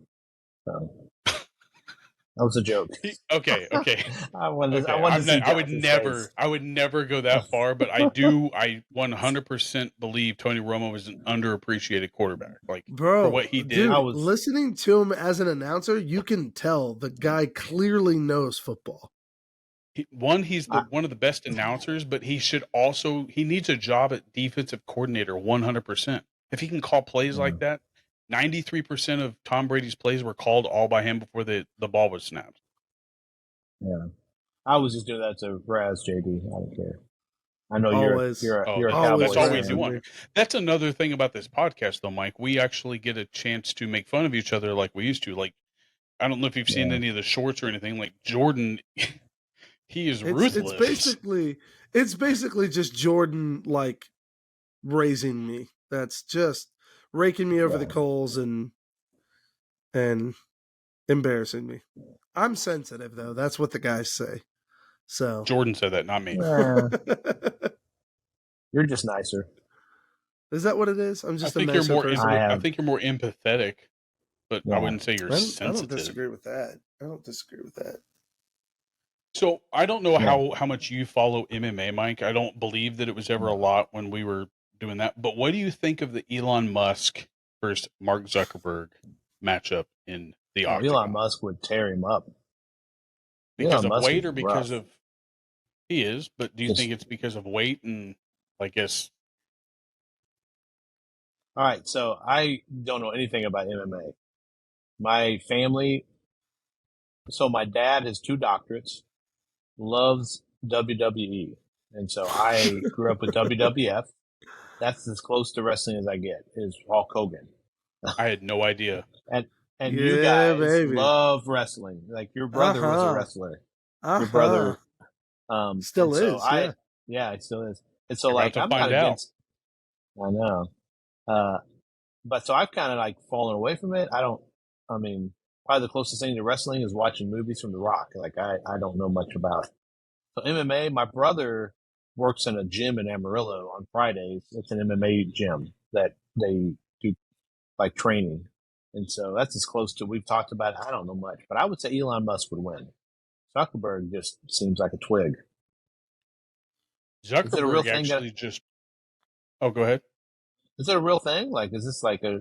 Okay, so the premise behind it is that they both agreed to it. Now, the stipulations behind it is what's going to matter. Are they going to go by a weight class? Because Musk has him by 60 pounds plus.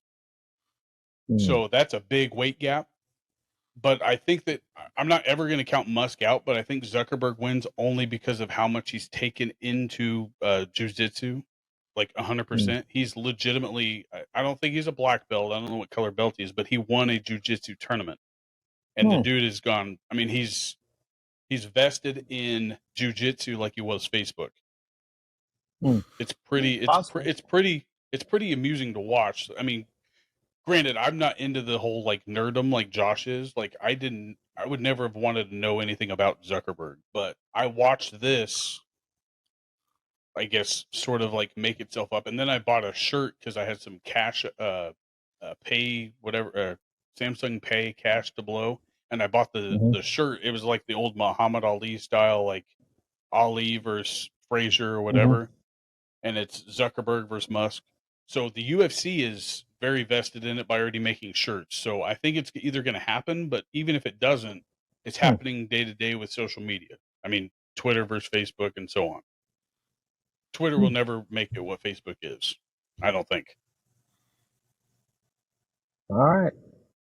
I mean, I wouldn't buy now, the package to watch it. I'd do all the YouTube afterwards. So I'd watch the highlights afterwards as well. I think it would be fun to just see it happen, because like this is a once in a. I mean, I can't think of any other two people that you would never think would step into a ring together or an octagon together and fight each other. It's always athletes that step into a ring together and fight each other. So maybe this is like our Ultimate Team, or what was that show on MTV where there was like clay figures? Like this is real Celebrity life Deathmatch. Celebrity Deathmatch, and oh my goodness, I think it could go wrong for a lot of reasons because of the weight difference, but that's about it. Well, every time I think of Zuckerberg, I think of that actor that played him in the Facebook movie. Oh, I mean, they do have similarities, but Zuckerberg is much more athletic. Good old Jesse Eisenberg. Significantly more.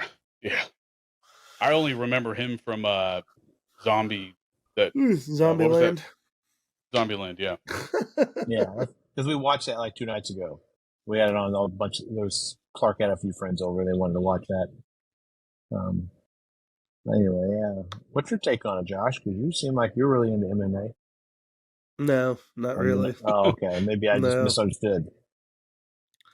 I mean, I absolutely love MMA. I'll watch it, but yeah, no, I don't track it or follow it or anything like that. All I know is I would not want to take anything off the buckle from your brother, like body slam, dude. Like him flying off the buckle. Yeah, he can sell it, dude. It's so impressive when he goes second or third rope and body splashes, and you just think that person has to be dead underneath there. But nope, he's good at what he does, man. He's real good. So my little brother Matt, I told you he's really big into that, and so when he was in high school, they used to have wrestling matches at the house, and they'd put mattresses out. Heck and yeah. He became good friends with a guy that was at the mortuary, and they got body bags and everything. That's great. Oh, that is cool. That's like BJ getting the pop can tops. Like he couldn't get razor blades from his mom, so he would pull pop can tops off of the cans to cut himself to give him a little like gash or whatever. Yeah. Sabrina said no with the cake pans and no razor blades, and yeah, we still did the cookie sheets though. We still definitely. And she was the cookie mad. Sheets. Yeah, it's funny. We bent them back into place after we were done. But no, I wanted to ask you these two questions, and only because it became like a pretty good debate on here with me and Josh, and then I got Jordan involved.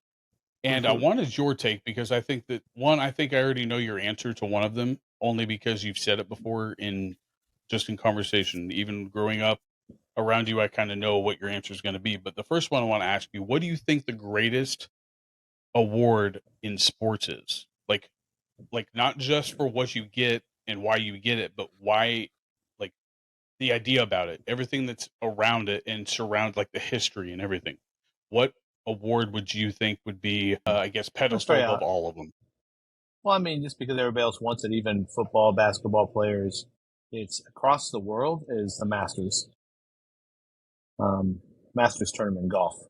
And you go, if you don't know golf, but I mean, people from Japan, Europe, South Africa, Australia, people want to win that award, and it's the most prestigious. And so once you win it, you're a part of that family, and you come every year and play, and you get to have a Masters dinner. It's just, it's a global thing. As I've gotten older, that would be it. So, but that's just me because I love golf, but I also have seen the history behind it. So what do you think I was going to say?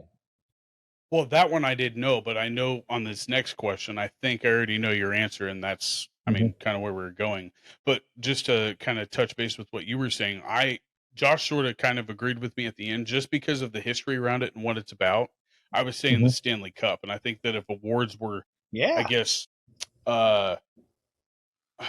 pushed with, getting excited about like going into crowds or going into certain areas in the world, and like you can only drink out of it if somebody that's there that's played on the team and won it and so forth, or whatever it is that it's. There's so many rules to be able to be involved with it that you can also take place. Now, the golf, the Masters golf is like that's a jacket. Am I right?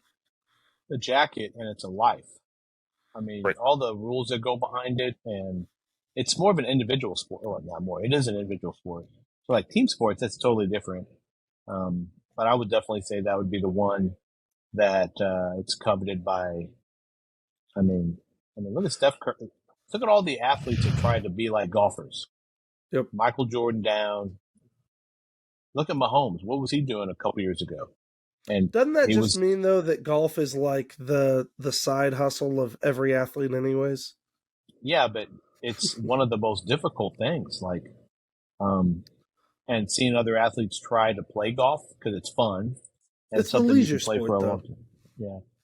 Yeah, it's leisure until you get out there. It's a leisure sport, as leisure as you want it to be. Yeah, but I can play pickup basketball the same. I've played college. It's cheaper to play pickup basketball. You play pickup basketball though. You still got to play with other people and their intensity levels. Mm-hmm. Golf, you get to play at your own intensity level. Have you guys ever played golf? Yes. Yeah. No, I mean like played golf. No, not like competitive. That's what I'm saying. Competitively. No. The most competitive we've gotten is that tournament at the church. Yeah, that's it. But that's like just to try to learn it was the hardest thing for me. Yeah. Like just to understand like keeping your head like just the I guess techniques is the hardest thing for me. I think there's a misunderstanding about golf. You know how much it costs me to play golf unlimited amount of times at my course? It's $55 a month. It's less than our gym in town. But I'm saying that get started in golf, it's $0 unless if you have an outside court to play basketball and somebody has a ball. Yeah. But for golf, you've got to buy the clubs. You've got to buy the golf balls, especially if you lose them like I would. I mean, there's a whole I would say the most expensive sport. That's not the most expensive sport, but golf, you really have to be in a good area to really learn how to play golf well, I think. Well, yeah, it's very niche, but I would say the same for again basketball. You have to have a full size court to play 5-on-5 to play a real game, right? Just like I wouldn't even say golf is niche. I would say that's very I think a lot of people can get involved in golf because it can be calming and it can be frustrating all at the same time. I think it's leisure, like you say, but I'm gonna tell you, like playing baseball, like competitively, and playing college basketball. I never played football. It's a whole another level of using your body athletically. I mean, look at Tiger Woods. He shows that with his pains that he walks with every day. Yeah. But I would say the Masters would be the one. It is what it is. It's not the most favorite sport, especially in our town. It's kind of getting a little bit more low pub. But I didn't grow up around it in Hutch. I just kind of took it for granted. There was tons of courses around there that were so good, cheap. But you're right, Josh. It's not. It's a little harder to start up. I take it for granted here. There's some really good courses here that I need to start probably utilizing expensive more. Though, too. They are, but I can get local discounts and things like that. So, well, it's all what you love to do. Yeah, there you go. Sorry to call you out. I was just like, I've had this discussion with my family because my dad and my brother. That's why we wanted it, is because I knew that you would have an in-depth answer. And that led me into this question. What is the hardest sport to be the best at? Oh. I don't know. That's a hard one. Are you going to share my opinion on this, Bobby? Well, no, I'm going to let anybody who wants to talk, but I just wanted his thought because I know that growing up, it was the hardest sport to get good at. I don't know about to be the best at. You would say golf because I remember you saying that. You're like, have you ever watched somebody struggle on a back nine or a front nine or whatever? There's so many possibilities in golf. Go ahead, Josh or JD, whatever your name is. So my standard has been for a while, I think the single hardest sport, just all of the elements combined as far as how difficult and challenging the act is in the sport, it is hitting a baseball with a baseball bat. because there's so much timing, there's so much variation. It is a one-on-one battle with a pitcher. And so to me, like, hitting is what I would consider the most challenging thing in sports. Yeah. And I would even allow that to transition over to like cricket. Because cricket's essentially done in the same format.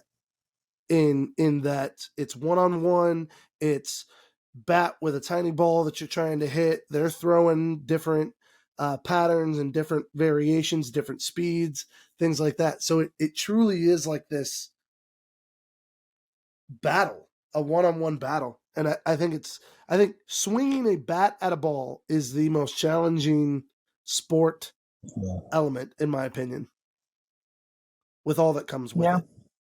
They do it professionally at the top level. It does. Yeah. I'm not saying golf is the most difficult, but I would say one thing I have learned is golf. You have to learn 7 to 8 different types of swings. You got different types of putts, chips, and they're all different setups and how you feel, and it's more nuanced. Where baseballs, you're going against somebody, and you get a pitcher that's top notch. And right now, it's like I was at a Drillers game, which is Tulsa's Double-A, I think. It's Dodgers Double-A. I don't think there was a guy that threw below 95. That's insane. The whole night. And that's Double-A ball. That's insane. The 2 starters were hitting 98 to 99 all night, like at least for the first, 5 innings. So yeah, I don't know, man. I think all of them are different, their own. I think being a quarterback's hard. I don't know anything about cricket. I think soccer's got its own. I don't know much about cricket either. I just know the format of hitting in cricket is basically very similar to baseball. Yeah. But I think you have to also account for like the ball's coming out of the pitcher's hand in cricket and then hitting something first, and then the batter gets to hit it. He can't hit it in the midair. Has to bounce That's on true. the curl. There's a so I think that you element could to it. argue that cricket is harder, but my argument is that MMA or just any type of that realm of mixed martial arts is just as equivalent as knowing what pitch is coming or trying to get good at aiming at that pitch, because you have to know what style of fight you're going into. I mean, you don't know how you're going to be able to prepare because you don't know how that other person is going to have to prepare. And that was boxing. Boxing is harder than MMA for a different reason, like because it's only punching and it's traumatizing to the head. But MMA, I think it's Elon Musk versus Mark Zuckerberg. Elon Musk is on another level for like his IQ and stuff like that. Zuckerberg strictly knows Facebook and technology. And then you have Elon Musk, which knows like probably more than all 3 of us combined about everything. Sure. Yeah. I don't know. I feel like all those sports are not about the ability to do it. It's the ability to prep. And so like Tom Brady is not as physically good as a Mahomes, but his ability to prep is a part of his being the best. Same with hitting. I played a lot of baseball. There's a lot of prep that goes into hitting, a lot of practice, a lot of rep. Yep. A lot of studying of pitchers, learning how they pitch. Yeah. Learning your weakness. Same with so is MMA. Is that where you would contest again for golf? Is that, I mean, I guess really. Even there's prep. There's the prep of just playing and practicing and learning those hits and learning the lies. And then you have to worry about weather at that point. Yeah. Golf is more you have to know the course. You're playing the course. And the course includes the wind. You're not playing people. And that's where it gets difficult. But all those other sports, you're playing against people, but you still need to prep. Like MMA, man, think about all what they do to get their body in a place to wrestle for what, 10 minutes? Maybe 5 minutes, maybe 20 minutes. I don't know. 3 5-minute rounds or 5 5-minute rounds.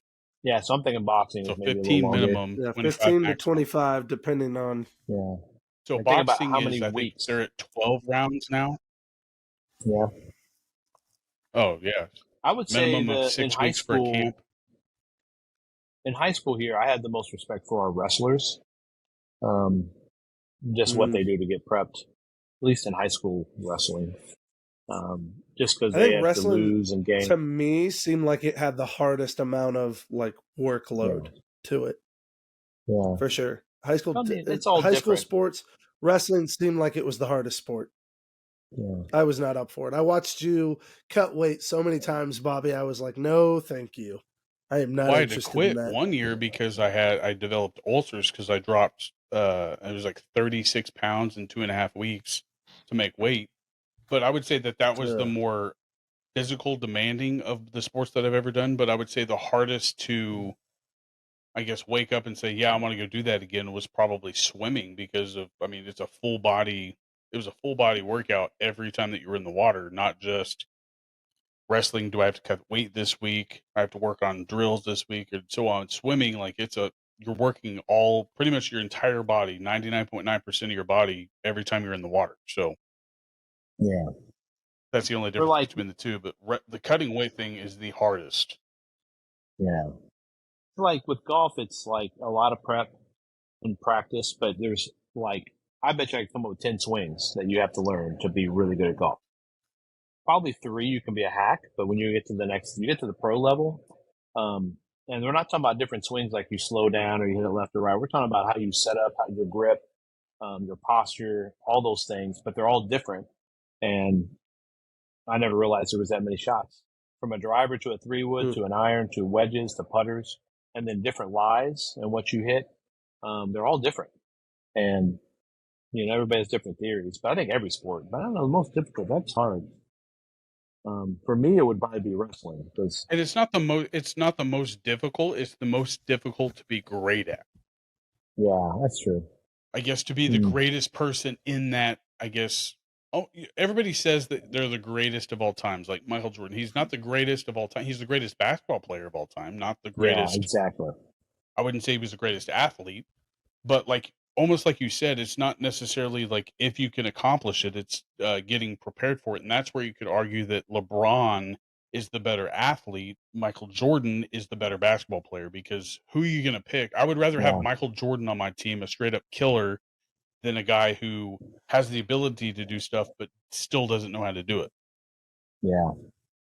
Man, that's or a hard one. Just chooses not to do it. One of the two. I mean, I think it's just like, I don't know, man. That's a difficult one. It's it's almost like saying, what's the hardest profession to be the best at? I mean, doctor. They're all different, Yeah, I don't know. NASA scientist, a NASA rocket scientist. Yeah, I don't know. Middle school teacher. You can't compare. Tough. You can't compare every one of them, but just like sports, you can't compare all of them because they don't all entail like physical activity, or they don't all entail hitting. They don't all entail something coming at you. Like a golf ball is stagnant, so like you don't have to worry about that aspect of it. So I think they're all good for their. I just didn't know if you'd actually have a reason behind it. Jordan and Josh both said baseball, and I argued that it's hard, but I think it's also the easiest sport to get paid to do because there's so many possibilities to get paid to do it, like professionally. Yeah. The farm system for baseball. I'm going to throw something out there at you, and to be the best at it, this is going to be fairly weird because I was thinking about this the other day because Oklahoma's got this punter, Michael Turk. Michael Turk is the punter for Oklahoma. Well, he was. He got drafted. No, he got picked up by somebody. I don't know who it was. But I was just thinking about this. To be the best punter, how many NFL teams are there? And there's like one punter, maybe. If they have two, it's rare. And 32. They don't leave. They don't leave like fast. I mean, kickers, they get new ones every now and then, but most of the good ones stick. But like there's not a lot of commodity for punters and kickers.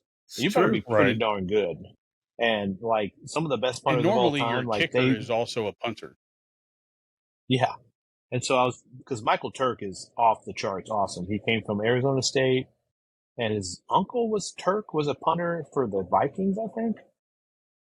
Anyway, somebody in his family. But I mean, you stay on a team and you become a successful punter, you're there. And you're top. There's nobody taking, I don't know, I was just thinking about that as a punter, like we always take them for granted. Special teams, definitely kickers, but, But I played baseball and I played golf. They're both different. hitting a baseball is, here's the phrase, if it's hard to get it and it's very easy to lose it. So like, it's hard to be able to get to that zone where the ball becomes really big and it's really easy to lose it. And so same with the pitcher. So I don't know. Those two are, are really difficult. Definitely, if baseball is the hardest to be a baseball, like to hit, who is the best at it? That's a great question. I would pick my 2 or 3, but today's day, like, I mean, Ohtani's probably up there. I was going to say Ohtani's got to go high on the list these days. Ohtani right is, and then of all time, I mean, of all the time, like you can't really like bring in those guys that were like Babe Ruth. You can't bring him into this equation just because the rule changes and stuff like that. That's what sucks about like adding an extra game to a season of football and stuff like that. Like there's so many records that are going to be broken. I mean, when you look at guys who had hits, you've got to go Tony Gwynn. You've got to go guys like Barry Bonds. Tony Gwynn was. Pete Rose to me, is number Tony 1 Gwynn of all time for hits. Is really high on the list. I'd say Pete Rose is up there. How many pitchers have complained about Tony Gwynn? Yeah, Tony Gwynn. That he ever hit against. You ever see John Smoltz talk about Tony Gwynn? Mm-hmm. How Pedro and the 3 pitchers from the Atlanta Braves were like the best pitchers of their day, and they would strike out ratio crazy. Strike out everybody but that. And they would not. Tony Gwynn, they couldn't strike him out. Like they would a great hitter. And it was like, I think they had like 3 total strikeouts or 5 or something in his career against those 4 or 5 pitchers. Ted Williams is right there. I don't care what anybody says. Ted Williams was, Ted Williams is absolutely up there. Who's a Cardinal really you'd put on the list? Man, when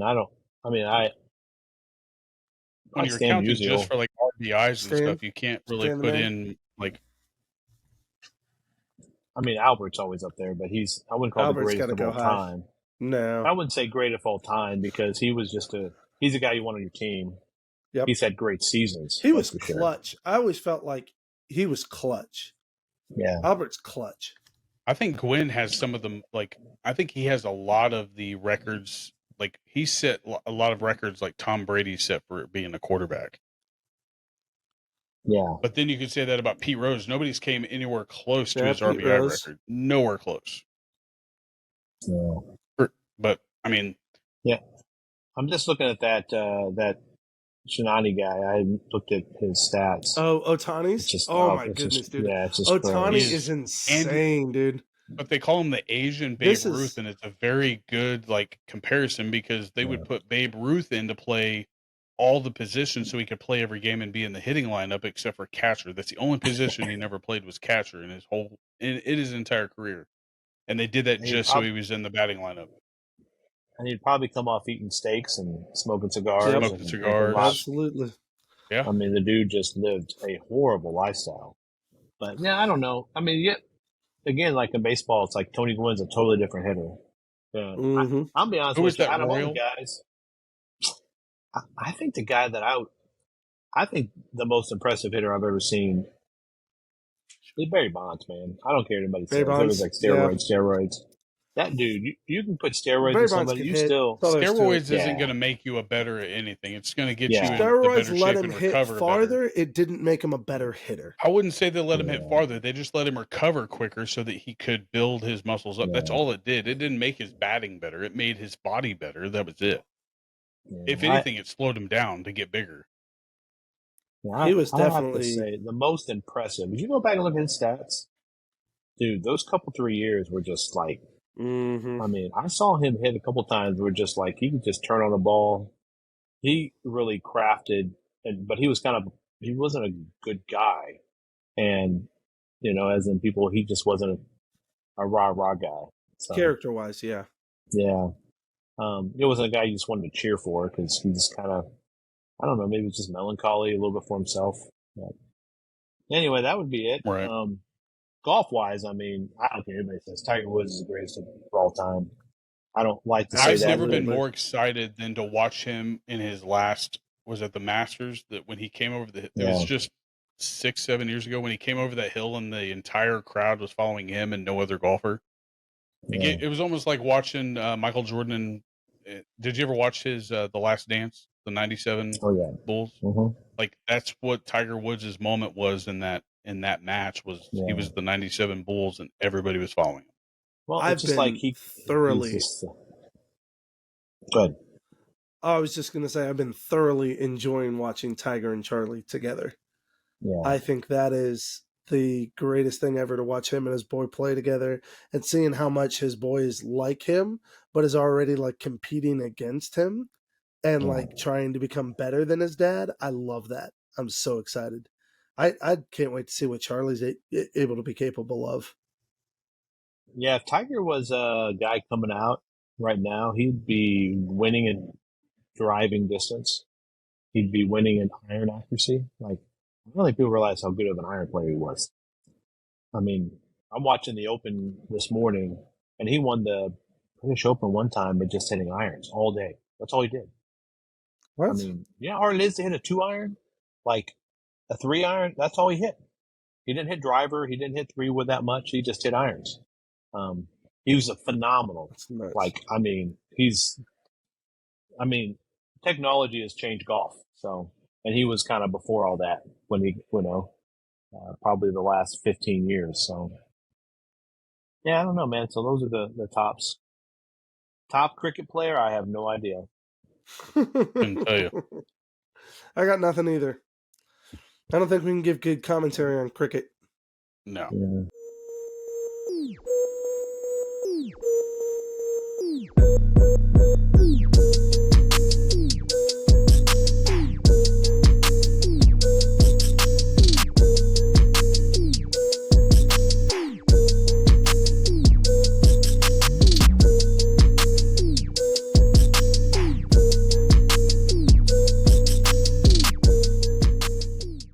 We get to highlight a match, yeah? We do. Yeah, and I love this, man. This is always exciting. Here we go. So, the match that we get to highlight, this is coming up for their soon show. Do you have any of those details? I didn't know if you were throwing anything up. I was trying to play this, but it's not wanting to play, so it's not doing it. No. So here we go. We'll share the screen here. All right. Share away. Did it share? No. It did not. Share screen.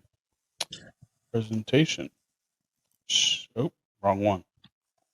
There we go. That's Mike. That great picture of Mike. Oh, my bad. I'm coming.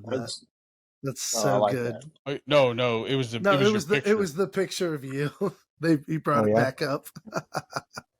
Yeah, that's so good. So here you go. All right. So we have got. Oh crap! Yeah, Summer Showdown coming up. Yeah. Oh. It was supposed to be this one, but it's all right. It's supposed to be. There you go. He's got it. What? It stopped showing? Screen? Maybe. It's loading. There you go. Loading. Here we go. I see a screen. There we go. Summer Showdown, August 12th, 2023. It's going to be fantastic. We get to promote our first match out of it. So the really cool element is BJ sends us a match that we specifically get to highlight. So the breaking news for HCW that we are shouting out is the match that we are announcing is Logan Knight versus Chance Kerrigan.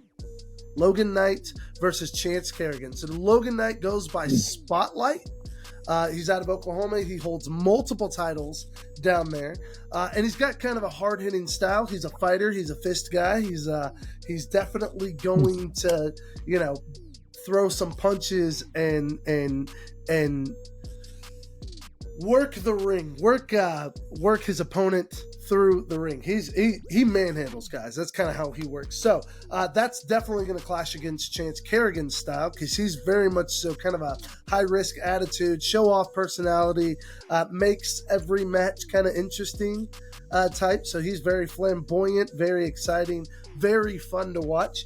So this is going to be one of those matches where you see, kind of a powerhouse go up against a showman, and it's really going to be, anybody's match. It's kind of exciting. I'm going for Logan. I'm going Chance Kerrigan on this one. I think he's got just enough show off personality. He's going to win this one. Logan's a tough dude. He's a fighter, but I got Chance Kerrigan for this one. So there you go, y'all. Logan Knight, the Spotlight versus Chance Kerrigan. That's the match at Summer Showdown, August 12th, 2023. That is at the Leavenworth Local in Leavenworth, Kansas. That show is going to be fantastic. Make sure you catch it. Bobby, what are the details to date? If you want to go like more of the other shows that they've released, the big one is the Wichita list that they have going. I follow them on Facebook, Instagram, Twitter, and all that stuff. They have all that stuff. Their Facebook is one of the largest growing Facebooks that I follow. They've went from 0 to almost 2,000 now in just under 6 months whenever they release the information. So that's pretty impressive. So the following is 100%, I guess, dedication from the fans, and also the stuff that Billy, the owner over at HCW, has built himself. Like, everybody respects everything about him. So that says a lot about the organization just right up front. So I look forward to seeing BJ take his dream as a child and make it something that he can do full time. And I mean, I'm very proud of Billy, just being able to see him grow up and do something that he dreamed. He's always dreamed of doing this. So love you, Billy. This was awesome to just watch everything, I guess, get built right before our eyes. It's pretty impressive. Dude. Keep it up. Keep grinding. There you go. That's our second sponsor, HCW. So those are two big ones. Sponsors. That's impressive. I'm waiting to get Nutella on there. I mean, Nutella's got to see something. We do need to find. We've got beef jerky and we've got wrestling. We need more snack sponsors for sure. Like Chex Mix. I'm still holding out for Little Debbie or one of those. Like, I think Nutella's tagline could be, "I love diabetes."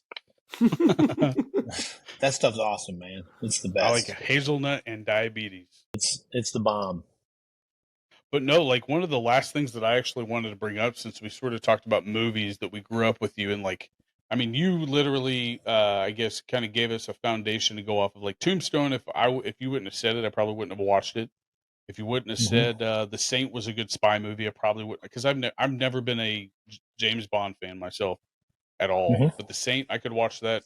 It's kind of like Forrest Gump, in my opinion, is the greatest movie, just because I'm not going to shut it off if I see it on TV, or if it's on, it's going to stay on.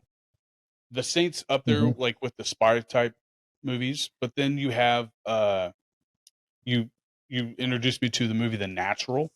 Like, that was I would say it's the best baseball movie of all time, right? Just shy of what was not. I really, Bull Durham was okay, but I don't think it was the greatest baseball movie by any means. I enjoyed what was the other one he was in? Not Kevin Costner. Field of Dreams. Field of Dreams. That's number 2 in my opinion. But you've just introduced us to so many genres of movies that when I watch them, it's like, you always cross my mind when I'm watching movies. So speaking of movies, I just thought of a really funny movie memory that I have with you, Mike, of what I deem to be the greatest movie of all time at one time. And I know what it is. I know what it is. Remember. I know what it is. 100%. So dumbfounded because you believed this movie to be the worst thing you had ever seen. And in hindsight, I agree. It's pretty bad. But at the time, you had asked us what was the best movie, and my response. Go ahead, Bobby. What do you think? Then it's not what I thought it was. I just remember him really loving, like, the movie Galaxy Quest. He quoted that movie all the time, and Was that the movie, Josh? No, it was not. No. So this was Okay. a movie that he asked me what I thought was good, and this is what I responded with. And he thought that was the funniest thing in the world. And I'm gonna say it now. Are you ready? Street Fighter. The one with John. Oh, was Van Damme? Jean-Claude Van Damme. Oh, He was in that's Street so Fighter? bad. I didn't know he was in that. No, one of the early days talking movies with Mike. And I told him, I was like, a Street Fighter, man, it's so good. Jean-Claude Van Damme, and he raked me over the coals for how cheesy that movie is. Like the new Barbie movie. It's like, give it a rest. So bad. I would never watch that, ever. Yeah. I just remember you like Galaxy Quest, like almost. I think you were their number one fan. You were their number one fan. what it was. And watch Galaxy Quest. It's actually really, really well done. Like it's really hilarious. Tim Allen made that. I guess his. I don't even think it's his Tim style Allen. of I think it's it's his style of comedy that made it. I guess. Well, appealing. they made fun of Star Trek. Yeah. And Star Wars, didn't they? Yeah, a little bit, but more Star Trek because it was just a really funny parody on like actors I think I owe Mike. I think I owe you my love of The Prestige. I think you were the one to introduce me to that. No, I might have. Is that not? Yeah, I was going to say. Was that the Robert De Niro movie? No, The Prestige is Christian Bale and Hugh Jackman. That's the different magicians. No, it wasn't me then. No, that wasn't you? Okay. I never even heard so of it. Did I ever talk about probably Sharon and I's favorite movie? Like, just looking back, we loved Signs. I liked yeah. Jim, that was a good movie. What was his name? M. Night Shyamalan. That's what it was. M. Night Shyamalan. And Mel Gibson. It was just really good for the. It wasn't like the greatest movie. I know that, but I just had a good twist to it. Yeah, and it was really about a man of faith who lost his faith, lost his wife, just didn't know how to handle it, and this whole family was in turmoil. And then they threw aliens in there, and I'm like, how in the world? But I don't know, man. To try to pick your favorite. Yeah, I know. I don't know how. What would be my greatest movie? It'd be hard. That's difficult. Like, what are you watching now? Like, what's something that you were really into that, like, maybe you and Cheryl watch on Netflix or? Okay, this is gonna sound really cheesy. But I'll start right now. So, like, when I was sick last week, I started watching Succession off HBO. It's a new, really good things. Yeah, so I'm on season 2. It's really good. I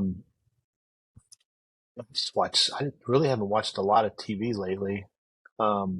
I've kind of been in a movie kick, so I've been trying to build my movie queues up because I get tired of watching a show. There's a lot of shows and they're all like, oh, they're great, but they end up not being that great. So like movies are 2 hours long. Many movies now. Yeah, and I would just rather, hey, I want 2 hours. I'm going to watch a movie.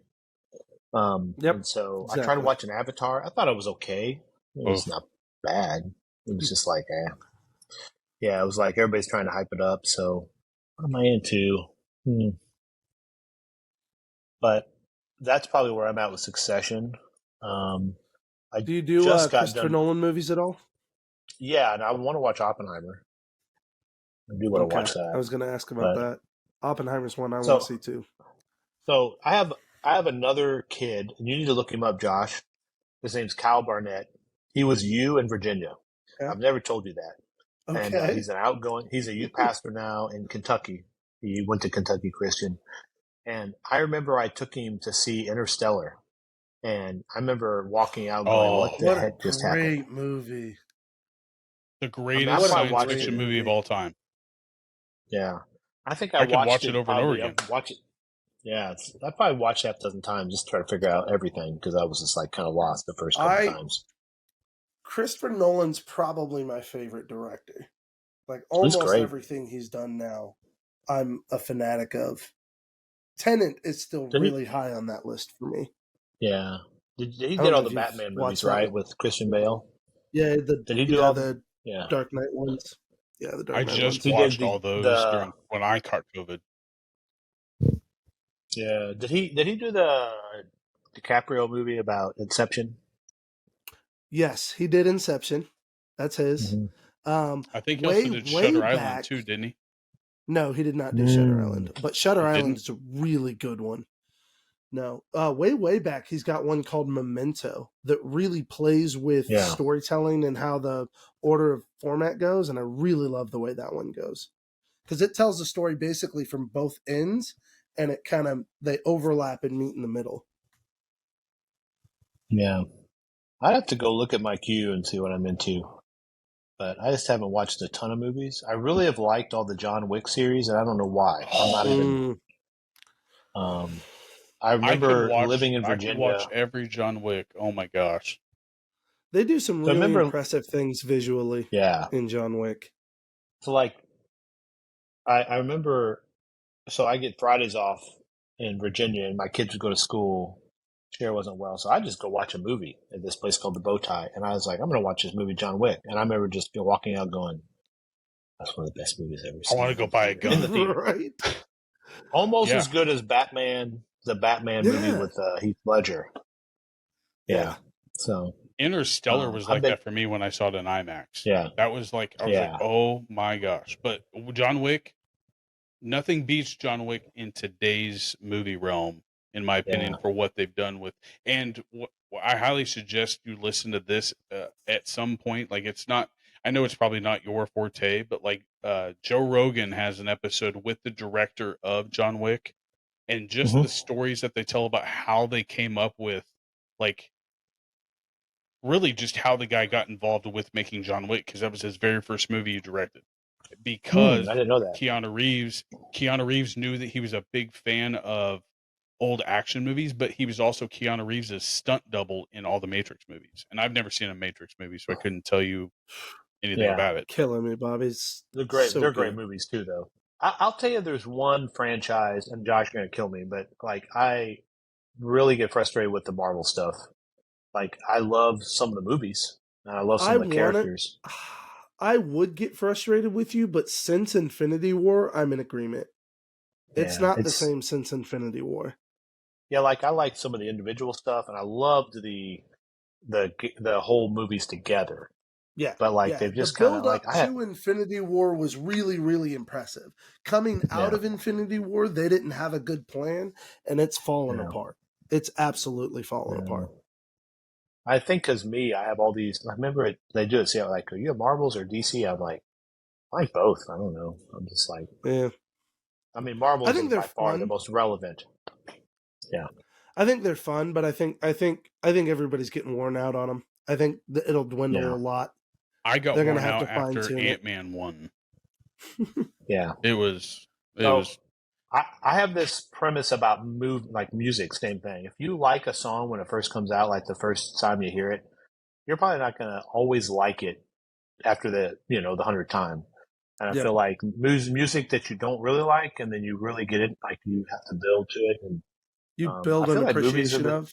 Yeah, I think some movies are that way, and I think there's some movies like John Wick. I watched it, I loved it right off the bat, and I mean, I just remember watching. I didn't know what I was getting into, and see, like Lord of the Rings is like that for me. Like I loved it when I first watched it, but every watch through, it gets even richer for me every single time. Yeah, you have more time. You have time to watch that more than once. Bobby, I watched the Lord of the Rings extended edition probably at least once every 2 months. It's how I do most of my sermon writing. Is I throw that series on and then I'll write my sermon. Because that's 12 hours, dude. That's 12 hours of just running dialogue and movie while I write and gather my thoughts. It's so good. What were you saying? Remember the Weasts? The Weasts? Remember the Weasts that were at Crossroads? Yes. Debbie. Yep. Yeah, their daughter was Debbie's high on my list. She's church mom. I talk about her all the time. Yeah, so like her daughter was at Manhattan, and I can't remember her name. So Chris Sanasari and I went up. Jessica, yeah. Jessica. So there was somebody else up there, and Chris and I went up there to do something, and we thought we'd take them to dinner, some other students, just to do, you got students at Bible college, you want to encourage them. And then they were like, you want to go see a movie? And like, yeah, we'll go see a movie. And they picked it. I didn't know what I was going to see. And Lord, don't tell me it was... What? Oh, wow. The Ring?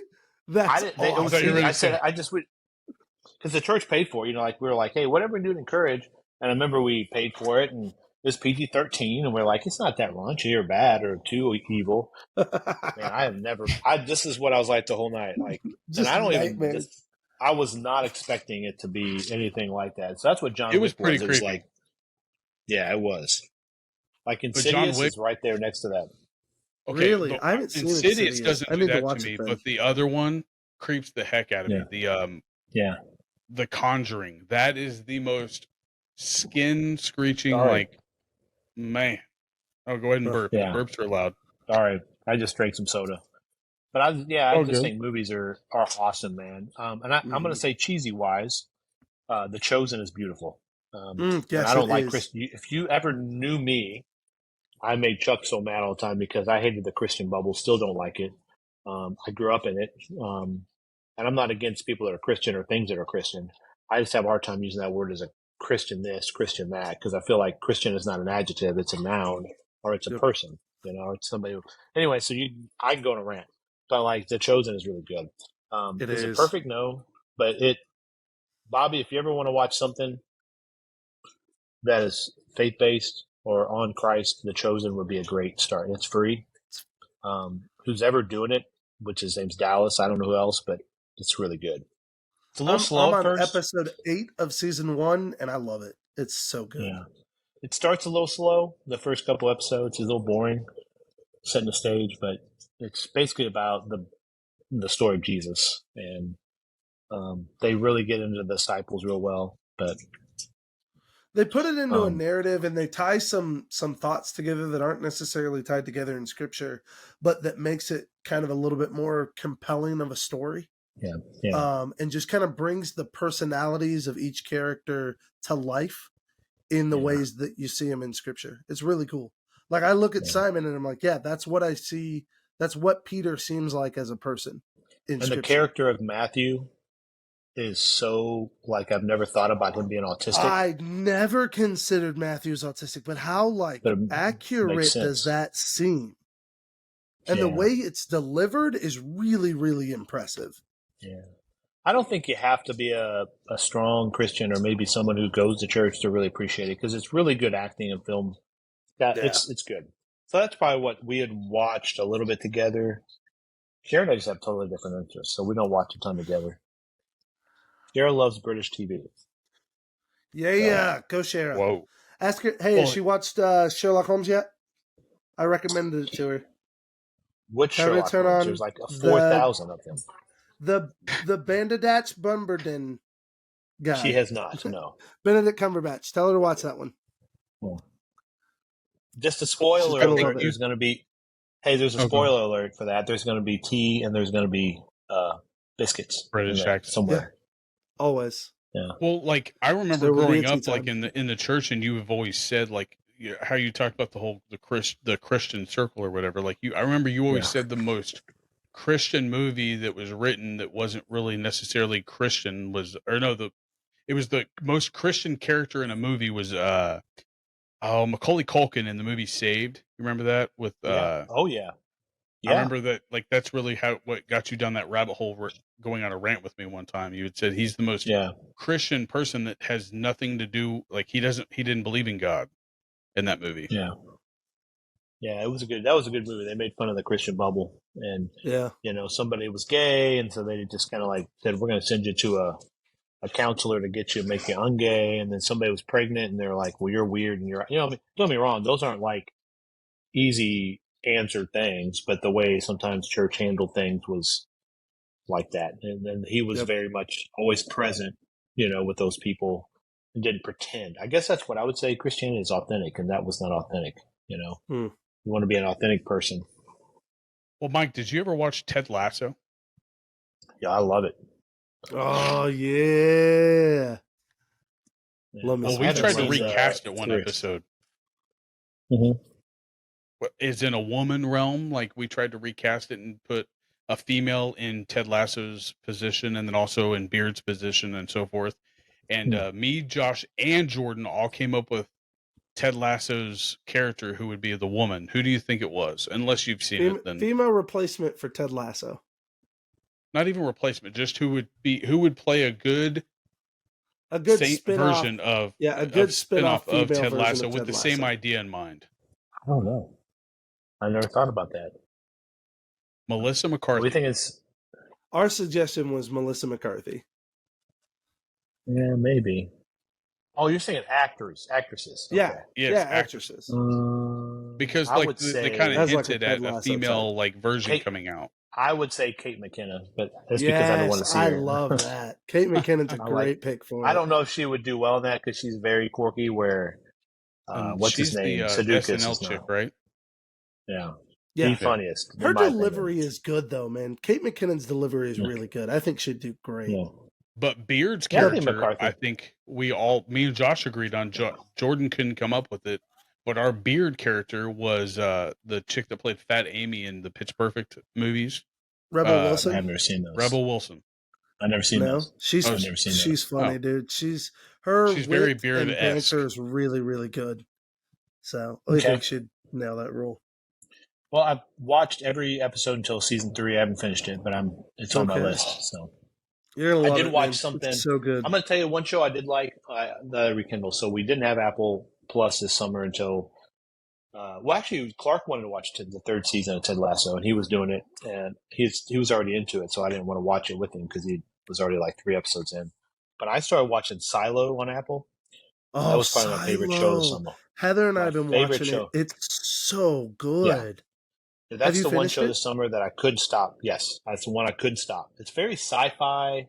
It has this Fallout 4 feel, like a game, Very much but so. also it's just like I can't figure it out. Like I just love it. I couldn't stop watching it. Well, there's the dystopia element to it, but there's almost still the kind of the mystery of it. Like you want to know the history, you want to know why they are the way that they are, you want to know more about the pact. And then I think Common is so underrated as an actor.